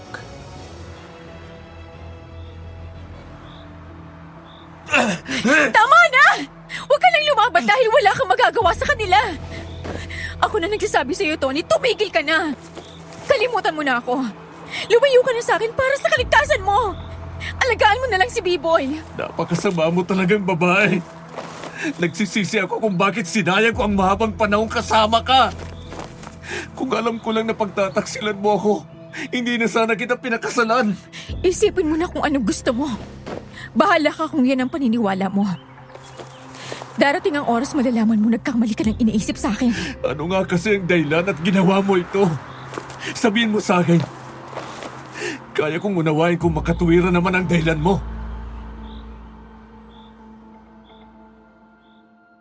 Hindi nakakibo si Rosemary. Napatingin siya sa mga lalaking kasama niya. Matapos ay niyaya na siya ng mga iyon na sumakay na sa kotse. Hindi ko na sila nagawang habulin. Pakiramdam ko kasi nabali ang aking tagliran sa lakas ng mga suntok at sipa na inabot ko sa dalawang lalaking yun. Pati sa mukha ko ay alam kong mayroon akong sugat dahil ramdam ko ang hapdi. Di nga nagtagal ay naramdaman ko ang pag-agos ng dugo mula sa kilay at sa aking labi na pumutok ng tamaan ng suntok. Tinanaw ko na lang ang papalayo nilang sasakyan habang nakadapa ako sa kalsada. Bumalik ka, Rosemary! Hindi ba tayo tapos? Tony, pambihira ka. Ito na nga bang sinasabi ko sa'yo eh. Huwag mo nang habulin pa si Rosemary. Tingnan mo yung nangyari sa'yo. Ang dami mong sugat sa mukha. Ibang klase ang mga lalaking yun, Andy. Ang titigas ng mga katawan. Hindi man lang ininda ang mga suntok ko, pero ang mga suntok nila ng tamaan ako. Talagang solid ang lakas. Eh bakit mo naman kasi nilabanan pa mga yon? Nakita mo na, di ba? Ang lalaki ng mga katawan nila. At ang tataas pa. Mayaman pa lang sinamahan ni Rosemary. Tsak na mga bodyguard niya yun. Oo, mga alalay nga niya. Meron siyang gustong sabihin eh. Pero hindi niya magawa kasi nga nakatingin sa kanya ang mga alalay niya. Halika na. Tutulungan na kitang tumayo. Umuwi na tayo at magamot niyang mga sugat mo. Nang makatayo ako, pinahin ko ang dugo sa aking labi. Nagtatagis ang mga ngipin ko sa galit habang nakatingin sa direksyong pinuntahan ng kotseng sinasakyan ni Rosemary. May kirot sa aking dibdib dahil alam ko na pera at karangyaan ang dahilan kaya niya ako iniwan. Sawa na siya sa hirap kaya isinakripisyo niya ang lahat. Di nagtagal naramdaman ko na hinawakan ako sa balikat ni Andy. Inakay ako.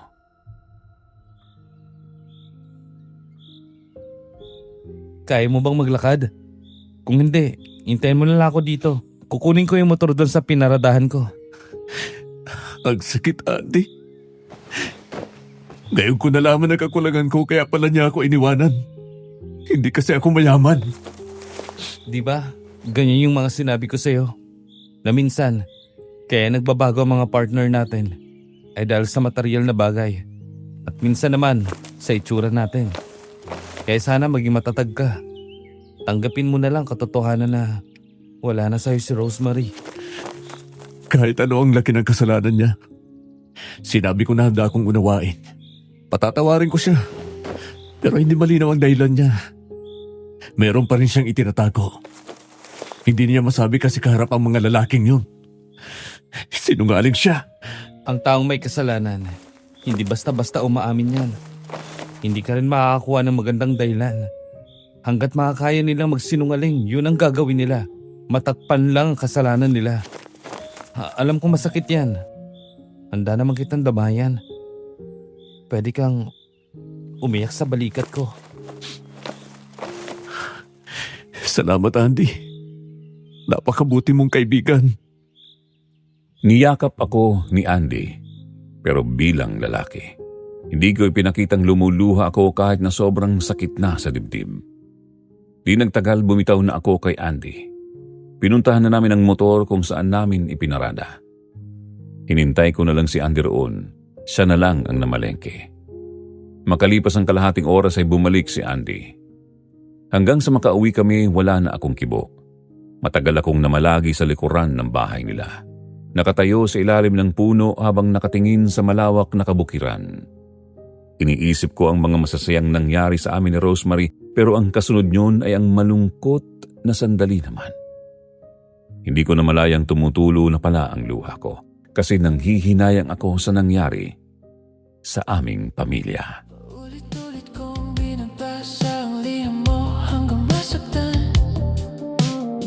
Sabihin mong panaginip lang ito, sabihin mong babalik ang lahat to.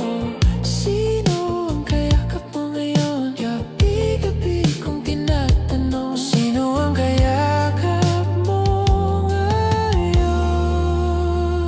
Gabi-gabi kong tinatanong, sinong kayakap mo ngayon?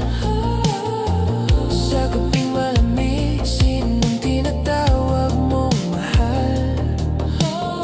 Kapag wala na ako ron, kung pwede lang bumalik ang oras, agawin kita kahit mali. Sino ang kayakap mo ngayon? Sino?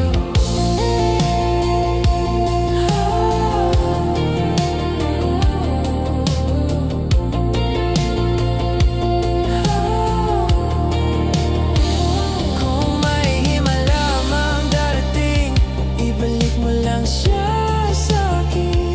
Kahit sandali, kahit sa panaginip, ito lang ang hihilingin na sa huling pagkakataon. Ako ang kayakap mo muli.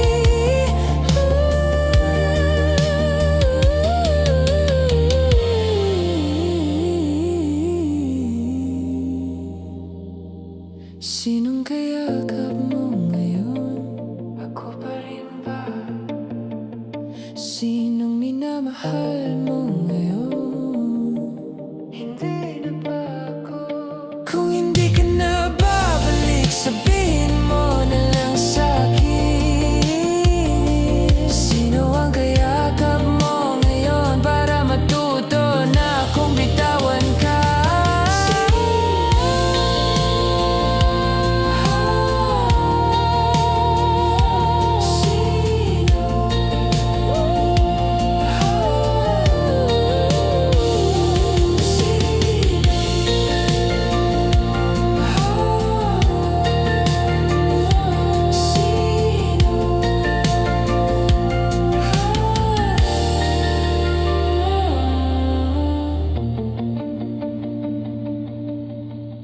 Tony, kanina ka pa dito ah. Hindi ka ba nangangawit sa ganyang posisyon? Ayos lang ako, Andy. Sanay naman akong tumayo ng matagal, kaya hindi ako nangangawit. Hindi naman yung binti mo ang sinasabi ko. Kung hindi yung uso mong nanunulis at noong mong nakakunot. Papaangit ka at bibilis kang tatanda kapag palagi kang ganyan. Ikaw talaga. Palabiro ka din pala. Kaya naman nanulis ang uso ko dahil sa sugat. Ikaw kayang masapak sa nguso. Kaya nga eh. May sugat ka na dyan. Tapos nakasimangot ka pa. Di lalong hindi maganda. Sabi nga sa kanta, tawanan mo ang iyong problema. Bakit hindi? Tumawa ka. Ganon. Oo, sige na. Tatawa na ako. Pasensya ka na. Dahil sa akin nadadamay ka. Ayos lang yun. Siya nga pala. Naalala ko yung kotse na sinakyan ni Rosemary. Huh? Parang pamilyar sa akin yun eh. Parang kotse yun ni Sammy. Sigurado ka ba? Yung si Sammy na anak ni Mang Danilo ba ang sinasabi mo? Hindi ako sigurado pero kamukha ng kotse nila ang sinakyan ni Rosemary. Kung gano'n ay, sino sa magamang sinamahan niya? Kung totoo man ang sinabi mo, Andy, kailangan kong makatiyak. Anong binabalak mo? Huwag mong sabihing susugod ka doon at manggugulo. Hindi ko pa sigurado ha. Baka kasi kamukha lang ng kotse nila. Pupunta ako sa bahay nila, pero hindi ako papasok. Huwag kang mag-alala, hindi ako magugulo. Titiyakin ko lang kung tama nga ang sinabi mo. Mas mabuti pa kaya samahan na lang kita. Kinakabahan ako sa mga kilos mo eh. Sumang-ayon naman ako kay Andy. Noon din, lumakad kami papunta sa bahay ni Mang Danilo. Nang malapit na kami doon, tumigil kami ni Andy sa tapat ng isang malaking puno. Matagal kaming tumayo roon habang nagmamasid sa bakuran ni Mang Danilo. Pero kalahating oras na kami roon, wala pa rin kaming nakikita ni Andy kaya ipinasya kong lumapit na sa pader. Dahil mataas yun, sinabi sa akin ni Andy na umakyat kami sa punong malapit sa pader. Nang makaakyat kami, nasilip na namin ang loob ng bakuran ni Mang Danilo.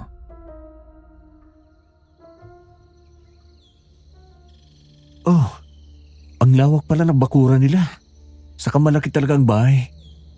Kaya lang parang wala ang kotse na sinasabi mo, Andy. Oo nga, wala nga. Parang nagkamali nga yata ako eh. Pero ganun talagang kotse nila eh. Bumaba na tayo dito. Umuwi na tayo. Baka nagkakamali ka lang. Sandali lang, Tony. Ayun yung kotse. Paparating pa lang. Mukhang mayroon pa silang pinuntahan at ngayon pa lang umuwi.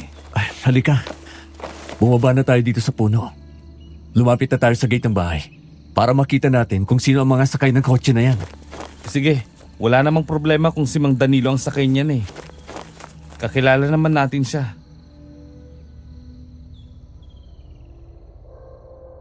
Kaagad naman kaming bumaba sa puno at nagpunta kami sa malapit na gate ni Mang Danilo. Nang huminto nga ang kotse at bumusina sa gate, lumabas na kami ni Andy sa pinagtataguan namin.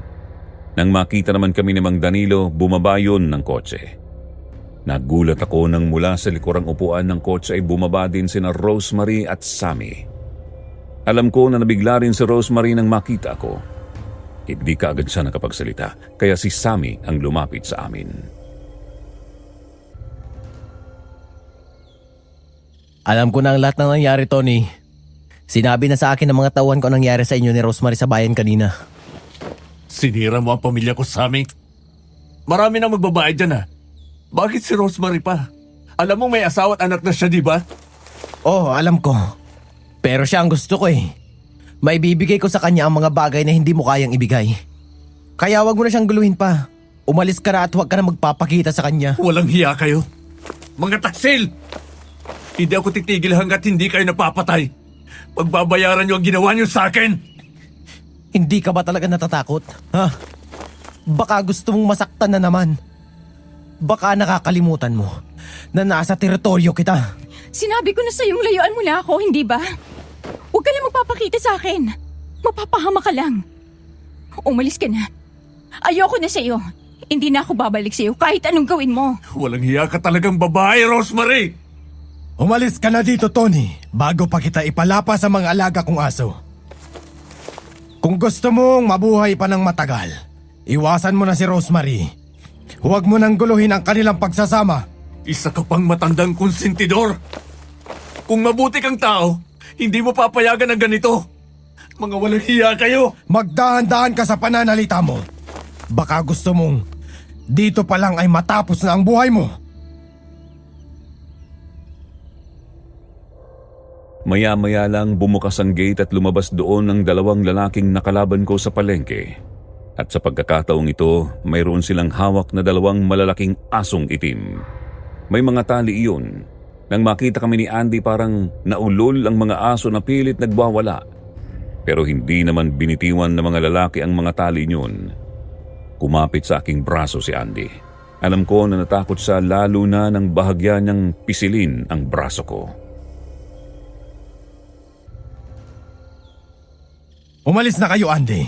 Isama mo ang tarantadong ito bago pa tuluyang mag-init ang ulo ko. Gutom na gutom pa naman ang mga alaga kong aso. Pasensya na po kayo, Mang Danilo. Halika na, Tony. Umuwi na tayo. Pabayaan mo na sila. Hindi pa tayo tapos, Rosemary. Hindi ko kayo titigilan. Sandali lang, Andy. Hindi pa ako tapos sa mga ito. Bitawan mo ako, Andy! Makinig ka sa akin. Tagilid tayong dalawa ngayon. Umalis na tayo dito. Hindi ka na kang gaano makakilos oh. Hindi ba kanina masakit pang tagiliran mo? Kapag nagagalit ako, hindi ko na pinapakiramdaman ang sarili ko, Andy. Bitiwan mo ako para sa ko ang Sammy na to. Kapag hindi ka tumigil, ikaw ang bahala. Kung naghahanap ka ng kamatayan mo, yun ang ibibigay ko sa'yo. Pasalamat ka at naandyan pa si Andy para umawat. Sammy, huwag mo na siyang patulin. Pumasok na tayo sa loob. At ikaw, Tony, umalis ka na. Huwag ka na magpapakita sa akin kahit kailan. Magawain dyan, oh! Andyan na si Maglaris! Ay, ano ba naman yan? Huwag kang tanga, Tony. Huwag mong ipagpilitan ang iyong sarili sa taong ayaw na sa'yo. Hindi mo pwedeng ipaglaban ang babaeng siya mismo ang tumatanggi sa'yo. Halika na at umuwi na tayo. Pero tay, dinungisan nila ang pagkatao ko. Magkakagulo lang tayo. Lahat tayo masasaktan. Pero sa bandang huli, sila pa rin ang pipili ni Rosemary. Masaya siya kay Sammy dahil naibigay sa kanya ang mga material na bagay na hindi mo kayang ibigay. Kaya pabayaan mo na siya. Patawad po, Itay. Ito na ang pinili kong buhay, kaya kayo na pong bahala kay Tony. Hindi ako konsentidor, Rosemary. Kaya ko lang ginagawa ito para na rin kay Tony. Ayaw ko na lalong masaktan ang damdamin niya. Kaya pinapayuhan ko siyang tumigil na. Pero ang totoo, Soko, hanggang langit din ang galit ko sa'yo. Wala kang konsensya. Sana lang hindi dumating sa inyo ang karma. Hindi darating sa amin ang bagay na yun, Luis. Hindi ako naniniwala sa karma. Ikaw at ang anak mo ang mag-iingat. Bantayan mo yan. Dahil kapag hindi yan tumigil sa panggugulo, ako na ang makakalaban yan. Ako nang bahala sa anak ko. Pero binabalaan din kita. Kayo ang nakagawa ng mali sa amin. Kaya kung mayroong mangyari sa anak ko, wala ako ibang sisingilin kundi kayo.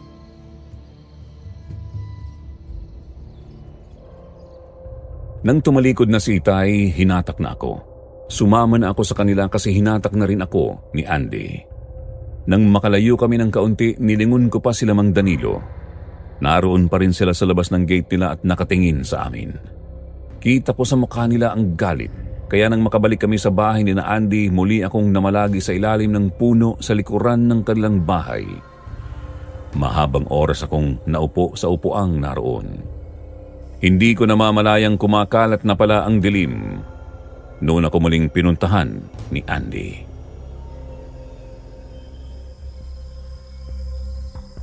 Kamusta na pakiramdam mo ngayon? Hindi na ba masakit yung mga sugat mo? Walang kwenta ito, Andy.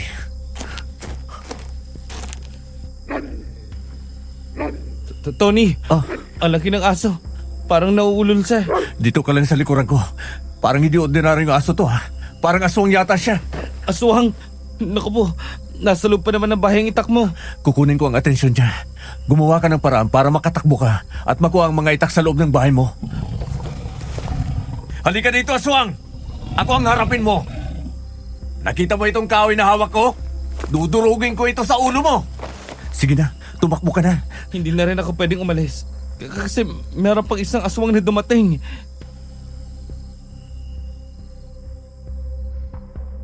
Tama nga si Andy. Meron pang papalapit sa amin na isa pang aswang na nasa anyo din ng isa pang malaking aso na mayroong mahahabang paa at kamay. Matatalim na mga kuko at nang umagil ang mga yun, lumabas ang mahahaba at matatalim na pangil. Nang sumugod sa akin ang unang aswang, buong lakas kong pinalo ng hawak kong kahoy. Tinamaan sa ulo. Nadurog ang kahoy na hawak ko pero hindi man lang nasaktan ang aswang. Kaya napaatras ako at hinatak ko si Andy sa aking likuran. Nang mapatingin ako sa ibaba ay nakita ko ang malalaking bato. Kaagad akong dumampot at binato ang mga aswang. Hindi rin nila yun pinansin. Kaya nang salakayin kami ng dalawang malalaking aswang ay dinampot ko na ang upuang kahoy at yun ang ginamit kong pansalag sa mga pag-atake nila. Hanggang sa mawasak ang upuang kahoy. Isang aswang ang nakahablot sa akin. Nang kakagatin na niya ako ay saka ko nakapaang asin sa aking bulsa. Yun ang isinubo ko sa kanya. Sige, labunin mo ang asin. Oo nga pala, meron din ako niyan. Humanda kang aswang ka. Palalamunin din kita ng asin. Ha! O ano, napasok ka, no? Masarap ang asin? Nakakalagdos ba ng dila, ha? Talaga palang mabisa ang asin panlaban sa mga aswang. Oo, Andy. Pero hindi sila mamamatay sa ganyan lang. Ang dapat talaga sa kanila ay mapugutan ng ulo o kaya naman ay masaksak ang kanilang mga puso. Tony! Saluhin mo ang itak mo! Ito! Oh! Salamat, ay! Ngayon, aswang, tingnan natin kung gaano katigas ang katawan mo. Sinugod ko ang aswang. Malalakas na pagtaga ang ginawa ko. Noong una ay kumpiyansa siyang hindi sa tatablan ng itak. Kaya sinalupa niya ang talim yon pero nagulat siya nang bumaon sa kanyang palad ang talim ng aking itak. Bago pa siya makabawi, muli ko siyang tinaga kaya isinalag na niya ang kanyang kamay. Naputo lang isang kamay niya pero sa halip na matakot lalong nagalit ang aswang. Muli niya akong sinugod at ginamit ang isang kamay para ako ay sunggaban pero muli ko iyong tinaga. Nang masapol ang kamay niya, halos maputol na din yun. Doon na siya nakaramdam ng takot. Umatras siya at tumakbo pero hinabol ko siya at sinaksak sa likod. Padapa siyang bumagsak. Pupugutin ko ang ulo mo para matekong hindi ka na mabubuhay. Tony, tulungan mo kami! Huwag kang matakot, Andy. Ang armas na hawak ko ay kagaya din kay Tony. Hindi ako matatakot sa aswang na to. Yeah! Yeah! Kahit gaano kalakas ang aswang, kahit gaano kakunat ang kanilang balat, hindi sila makakaligtas sa mga benditadong armas. Nakakapagtaka lang. Dati ay ayaw nilang magpakita sa atin. Kaya nahihirapan tayong hanapin sila. Pero ngayon, sila nang lumalapit. Masama ang kutob ko ha. Parang gusto nilang iganti ang kasama nilang napatay natin noong nakaraang gabi. Tama ka dyan, Tay. Tiyak na mayroon pang kasama ang mga ito. Kung ganun, tapusin na natin ang halimaw na to! Magkakasunod na pag-atake ang ginawa ni Itay. Nakailag noong simula ang aswang pero nang matamaan siya ng itak, bumagal na ang kanyang pagkilos hanggang sa mataga siya sa dibdib. Paluhod siyang bumagsak sa harapan ni Itay. Tinangkapan yung kalmutin si Itay pero inunahan ko na siya. Sinaksak ko siya sa likuran. Bago nalagutan ng hininga ang aswang, umuungol pa iyon ng malakas. Umalingaw-ngaw sa kalawakan ng malakas niyang ungol. Kasunod yun ay nakarinig kami ng malalakas na alulong ng aso. Andy! Tawagin mo ang lahat ng ating mga kasamahan! Kailangan natin magtipon-tipon ngayon. Ang alulong ng aso na yon ang hudyat ng pagtangis ng mga aswang. Alam na nila ang nangyayaring ito sa kanilang mga kasama. Sige po, alis na ako. Halika, samahan na kita para makasiguro akong ligtas ka. Salamat, Tony. Para naman akong babae na kailangan mong ingatan at samahan. Naging mabuti ka sa akin, kaya gumaganti lang ako. Halika na. Sa loob lang ako ng bahay at maghihintay ako. Ihahanda ko ang iba pang mga binditadong armas para ipahiram sa ating mga kasama. Mag-iingat kayong dalawa. Teka lang, Tony.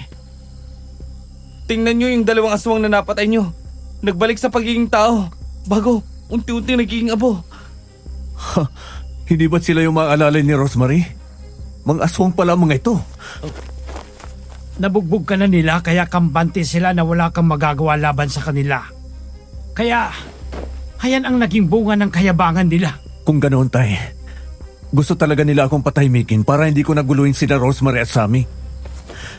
Kung aswang ang mga lalay nila, di kaya aswang din ang mag-ama na yun? Kababata ko yung si Sammy. Kilala ko ang pamilya nila. Hindi naman sila aswang nun.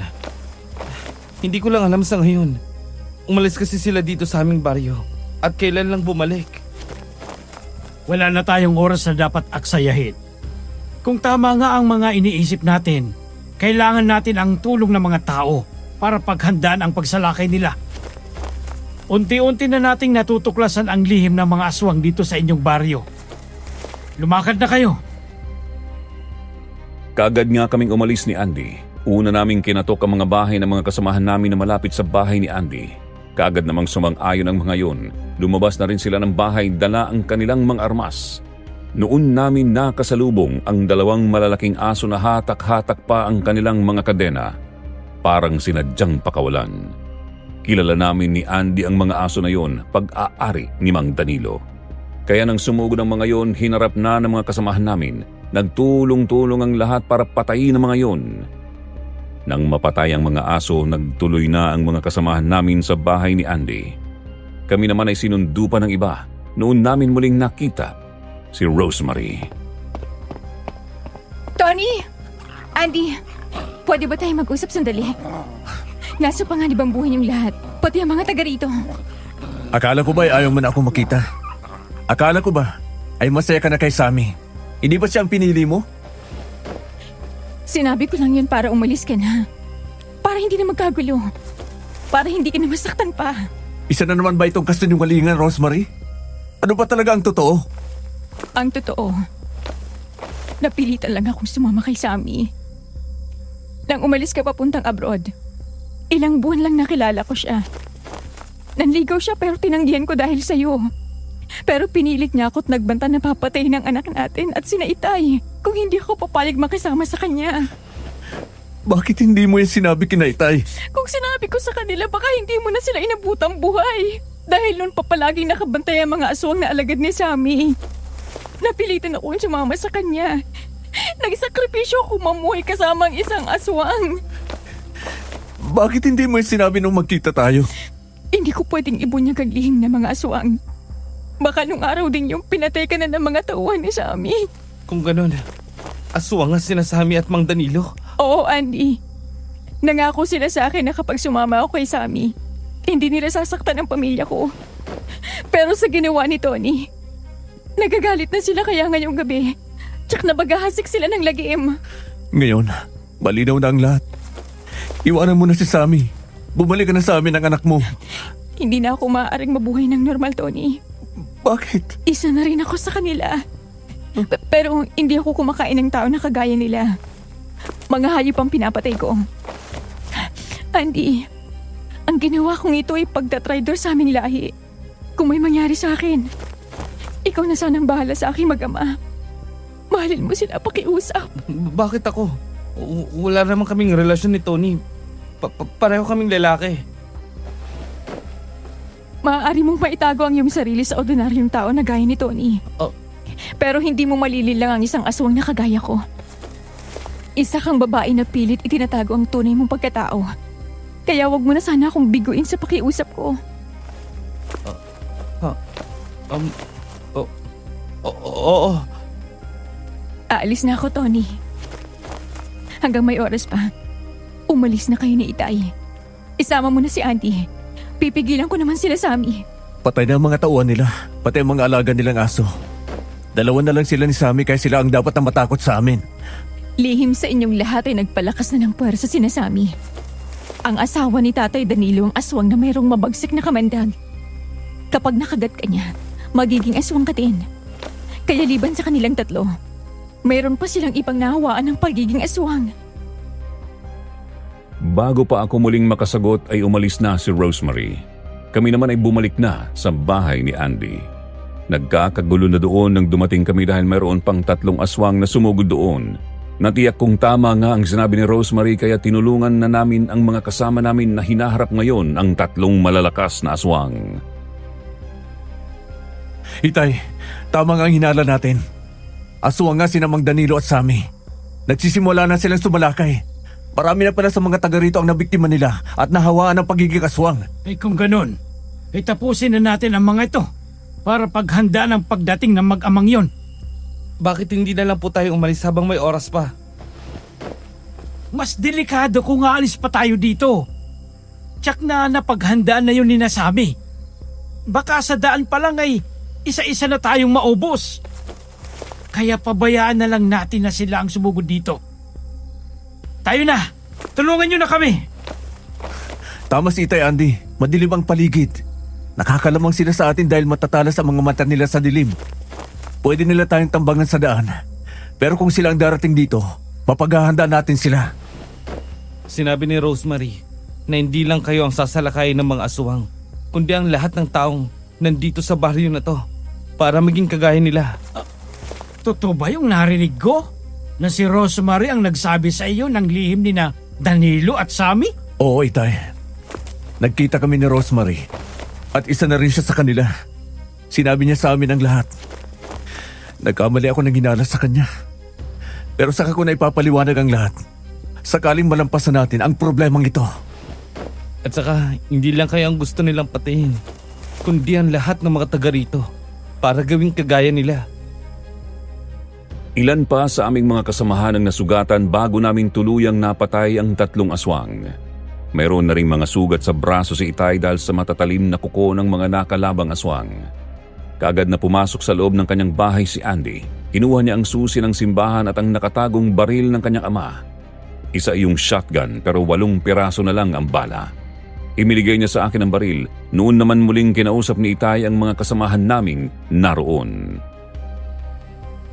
Kung ganon, ay sunduin na ninyo ang iyong mga pamilya mga kasama. Doon tayo sa simbahan magkita-kita doon tayo magtatago. At saka, kung meron kayong mga gasolina o gas sa bahay, ay dalhin nyo na din. Magagamit natin yun laban sa aswang. Sige na, kumilos na tayong lahat. Tsakin nyo na walang maiiwanan sa inyong mga bahay. Magkikita-kita tayong lahat sa simbahan. Tayo na, Andy. Mauna na tayo ron sa simbahan. May naisip akong ibang plano. Dalian na natin. Kaya nyo pa ba, Mang Luis? Oo naman. Sa braso lang naman ang sugat ko. Huwag mo na akong alalahanin. Mabilis nga na kumilos ang lahat. Nagkita-kita kami sa simbahan. Lahat ng mga mayroong sugat na kababaryo ni Andy ay pinapasok na namin sa simbahan kasama ang mga bata at mga kababaihan na walang kakayahang lumaban. Tapos ay nilagyan na ulit ni Andy ng kandado ang pintuan ng simbahan. Kami naman at iba pa naming mga kasama ay sa 3 bahay na kaharap lang ng simbahan nagtago. Isa sa mga kasama namin ang iniwanan ng isang maliit na galon ng gasolina sa kalsada sa tapat mismo ng simbahan. Pagkatapos niyon ay tahimik kaming naghintay. Magkakasama kami ni na Andy at Itay sa isang bahay. Pumwesto ako sa bintana habang hawak ang baril. Lumipas ang kalahating oras na pabalikwas ako sa kinauupuan ko nang makarinig ako ng mga alulong ng aso at mga paparating na yabag. Dumating na nga doon si Mang Danilo. Sa bilang ko ay 7 na lang sila. Wala roon si Rosemary kaya umikot ako sa pintuan sa likod. Doon ako dumaan palabas. Kaya naman pala nawala ang lahat ng mga tao sa baryong ito. Nandito lang pala kayo nagtatago sa loob ng simbahan. Hindi nyo kami maluloko. Alam kong nandyan kayo sa loob. Naaamoy namin kayo. Ngayon, alam niyo na ang lihim namin. Lahat kayo ay gagawin namin kagaya namin. Tayo ang maghahari sa lugar na ito. At sa iba pang baryo. Maliban lang sa 3 tao na hindi ko bibigyan ng pagkakataong mabuhay. Hindi ko rin sila gagawing alagad. Baka kasi suwayin lang nila ako pagdating ng oras. Ikaw ang tinutukoy ko, Tony. Pati ang iyong ama, si Andy. Parehas lang pala tayo ng iniisip. Ako din. Hindi ko na rin kayo bibigyan ng pagkakataong mabuhay. Talagang hambog ka kahit kailan. Nasaan si Rosemary? Ibalik mo siya sa akin. Aba, teka. Kayo ang magkasama, tapos ay hanapin mo siya sa akin? Nababaliw ka na ba? Umalis siya sa bahay nang hindi nagpapaalam. Alam kong ikaw ang pinuntahan niya. Sinabi ko sa kanya, kapag nagpumilit siyang bumalik sa'yo, papatayin kita at ang mga mahal mo sa buhay. Nandito ako! Sinabi ko na rin sa'yo, Sammy. Handa ako magsakripisyong mamuhay kasama ka basta wag mo silang sasaktan. Pero sumira ka sa usapan natin. Kaya hindi na ako babalik sa'yo. Hangal ka kung ganun. Mamamatay kang kasama nila. Patayin niyo silang lahat! Nang sumugod ang mga aswang papunta sa akin ay binaril ko ang galon ng gasolina na nakakalat lang doon. Nang sumabog yun ay nag-apoy kaya naman ang mga aswang na naroon ay nabasa ng gasolina at kaagad na nagliyab ang mga katawan. Nataranta silang lahat. Yun naman ang pagkakataong lumabas sa pinagtataguan sina Itay at ang iba pa naming mga kasamahan na nagtatago sa 2 bahay na naroon. Nagkaroon na ng labanan sa pagitan namin at ng mga aswang. Nakita ko na sinugod naman ni Rosemary si Sammy. Naging madugo din ang pag-aaway nila.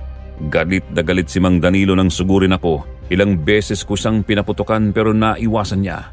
Tinamaan siya ng huling bala ko pero daplis lang yun. Nang makalapit siya sa akin ay kaagad niya akong inatake ng matatalim niyang mga kuko. Isinalag ko ang baril. Ikaw ang dahilan ng lahat ng ito. Sinira mo ang mga plano ko sa baryong ito. Tama lang na hindi mangyari ang mga plano mo. Para wala ng aswang ang magasikpa ng lagim. Mamamatay ka ngayon! Ah! Ikaw at ang iyong ama ang mamamatay! Ngayong wala ka ng bala. Wala ka ng magagawa pa! Wala nang ang bala! Pero meron pa naman kaming itak na magagamit sa'yo! Halimaw! Tikman mo to! Yeah!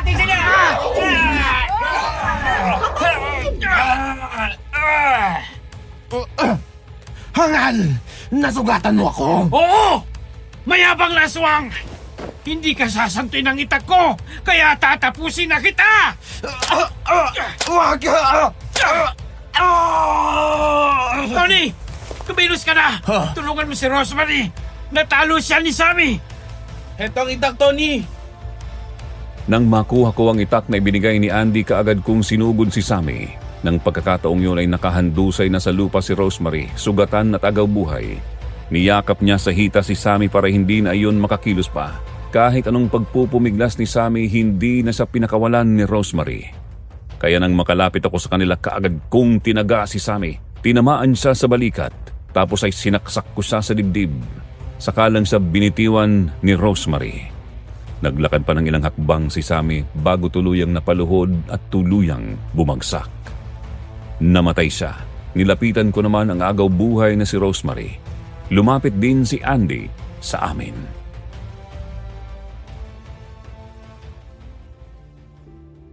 Tony, patawad ha. Sana sa akin pag-alis. Wala nang galit sa iyong puso. Oo, Rosemary. Patawarin mo din ako. Andy, yung pakiusap ko sa iyo ha. Alagaan mo si Tony. At kung magkakaanak kayo, sana kung babae, gamitin mo pangalan ko sa bata. Oo, Rosemary. Sige, iyon ang gagawin ko. Paalam, Tony. Nang ipikit ni Rosemary ang kanyang mga mata, bahagyang ngiti ang nakita ko sa kanyang labi. Umalis siyang masaya dahil pagkatapos ng maraming problema at pagsubok, nagkapatawaran kami sa isa't isa. Matapos niyon ay napatingin ako kay Andy. Pinahid niya ang luha sa aking mga mata. Ngumiti siya ng matamis. Nang magsalita siya, boses babae na siya. Yun talaga ang boses niya. Kung ganun, tama si Rosemary. Babae ka nga. Yung pakiramdam ko dati, totoo pala. Yung sinabi dati ni Sammy na manliligaw mo ako, hindi pala yung biro. Pati yung bulong-bulungan ng mga kababaryo mo na dati ka daw Eva na naging Adan. Bakit nagpanggap kang lalaki? Sandy ang tunay kong pangalan. Nang iwanan ako ng boyfriend ko, naisip ko magpaka-tomboy na lang. Kaya pinag-aralan kong palakihin ang boses ko. Pero nang makilala kita, unti-unti yung nagbago. Minahal kita ng lihim. Takot lang akong aminin sa'yo. Ganon din naman ako. Simula pa lang, alam mo naman na parang nababagla na ako sa'yo. Ang ganda mo kayong lalaki. Payag ka bang pakasal sa akin? Oo naman. Ngayon pa ba na malaya ka na? At saka may basbas pa ni Rosemary.